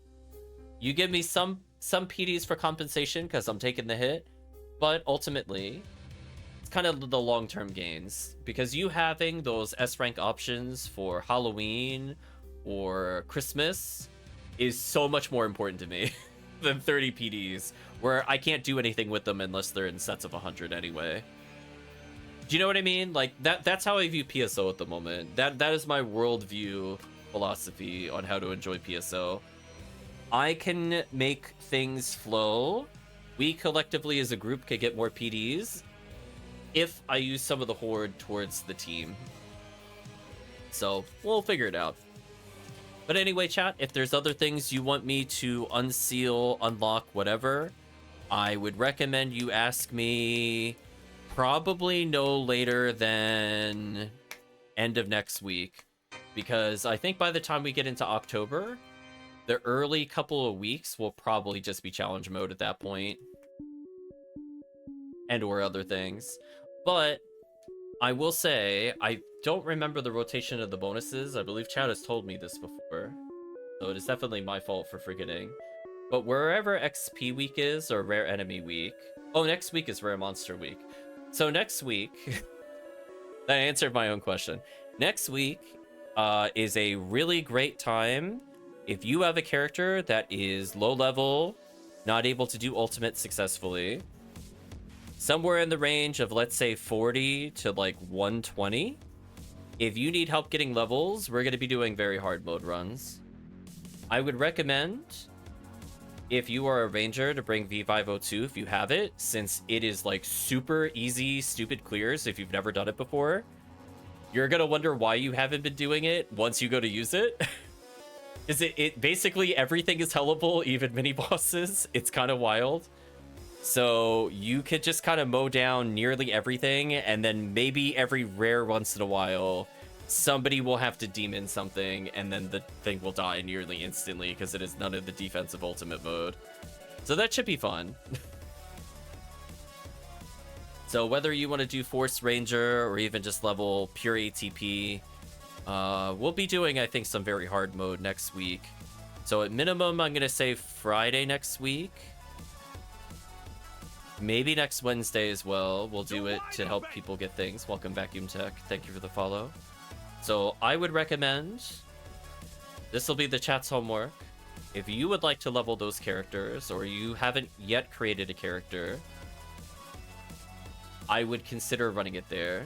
PSO fan as well. Nice, nice. So if we could get to that point, we'll figure out Ephinea too. Oh, nice. Yeah, we're just wrapping up here, but always good to see more people play the game. But I'm definitely looking to do very hard mode runs to help people with things. If chat has limiters at that point, if you want me to unlock, I could probably unlock as we play. Very hard mode's one of those things where even in a group of 4, I could probably get like a few hundred kills. You have one. See, there we go. I was gonna say, Vacuum Tech, question. Since you're here, I'm willing to extend the stream for a couple more minutes. I was about to go to final chat, and my question to you is, how badly do you want that adept unlocked? Because I'm telling you right now, I could do the instant unseal. I have some units that I'm looking to unlock currently. I am not going to charge you like 10 PDs or whatever that price guide tells me. Not doing it for that much. So if you need an adept immediately, I could probably just take your limiter for 5 PDs. Since I'm going to be doing unlocks anyway, I'm looking to have more units to swap into. And I've been getting a lot of value from very hard mode. Otherwise, I could just casually hold it briefly during a run and hand it back as needed. But it's not going to get as many kills as me just doing a couple hours of very hard a day. Because I know a lot of people just don't prefer very hard. I am very much a big fan of very hard mode. I think we'll be seeing that a lot of the year, I would say, leading into Christmas. Once it's Christmas and Halloween, though, we're gonna try not to touch very hard mode. But when we're in that kind of between season stuff, it might just be very hard mode runs. So that way chat can level up their ults and whatever. But anyway, don't need unseal currently, not running force at the moment, no worries. So all up to you if you want to take the deal, but I will say that we are hitting the end of the stream. So from the standpoint of expectations, I would say that most of the Fridays, except for... Oh, I actually can't do next Friday, I forgot. I have a prior obligation. I could do next Wednesday, though. So next Wednesday will be when we can do probably some rare enemy hunts. I might do Saturday evening to make up for that, so we get more rare enemy stuff. Oh, actually, no. I lied to you. It'd have to be this Saturday. Okay, then we'll do this Saturday evening, actually, for some rare enemy stuff as well as Wednesday. So if you don't have a character ready by Saturday, that's fine. Wednesday will be the backup day for doing some of that stuff. I forgot, Saturday evening next week will be the server changeover, so it won't be that. If it goes into XP week, it's not too bad. Trying to level 200 Huna roll. Nice. I was gonna say, I'm not in a rush to max level at all with any character. In fact, if I never hit max level with my remaining characters, I'd be so happy. I wish I could remove XP. Like, I like XP for resetting traps and stuff like that, and once they hit like 190, I don't think levels matter anymore. Like, I'm already maxed out with like every character, we're good. I gotta get that consolation prize for when we get nothing during a run. But anyway, I think that is all for now, chat. We had quite a long extension on the final portion of the stream. But I think overall, we'll be looking to play a bit more probably next Wednesday. I'll try to do a little bit of a Saturday evening stream for people that are interested. And yeah, we'll try to take advantage of Rare Enemy Week, help people level, help unseal some things. And then we'll check in probably at the end of the month to see just how many PDs I got from playing very hard mode. As I said before, you know, average PDs per hour while playing Ultimate is like 2, 1.5 to 2. Even with playing like really high enemy density, usually a lot of the things that we kill just don't have a good drop rate. So even if we kill like 2,000 enemies, we might see a PD total just due to crappy drop rates. But churning through the enemies, even with lower drop rate on photon drops, doesn't really matter when you have like 1 in 300 chances of photon crystals before any other bonuses, or 1 in 500 chances of photon crystals, or a lot of chances of getting select cloak, which sells for like 15 plus PDs. So hopefully as we go through, chat will end up getting some incidental value while leveling some other characters. And yeah, have that to look forward to. Even if we see no rare enemies playing very hard mode, I'm still gonna be happy. I'm tired of being disappointed by Kandryu for several months. I mean, Kandryu showed up today, to be fair, but never forget the rare enemy week with 13 Shamardins in a row. That was painful. But anyway, thank you for watching, and I guess we'll say goodbye to YouTube in the stream, and I guess we'll hopefully see you again the next time that we play.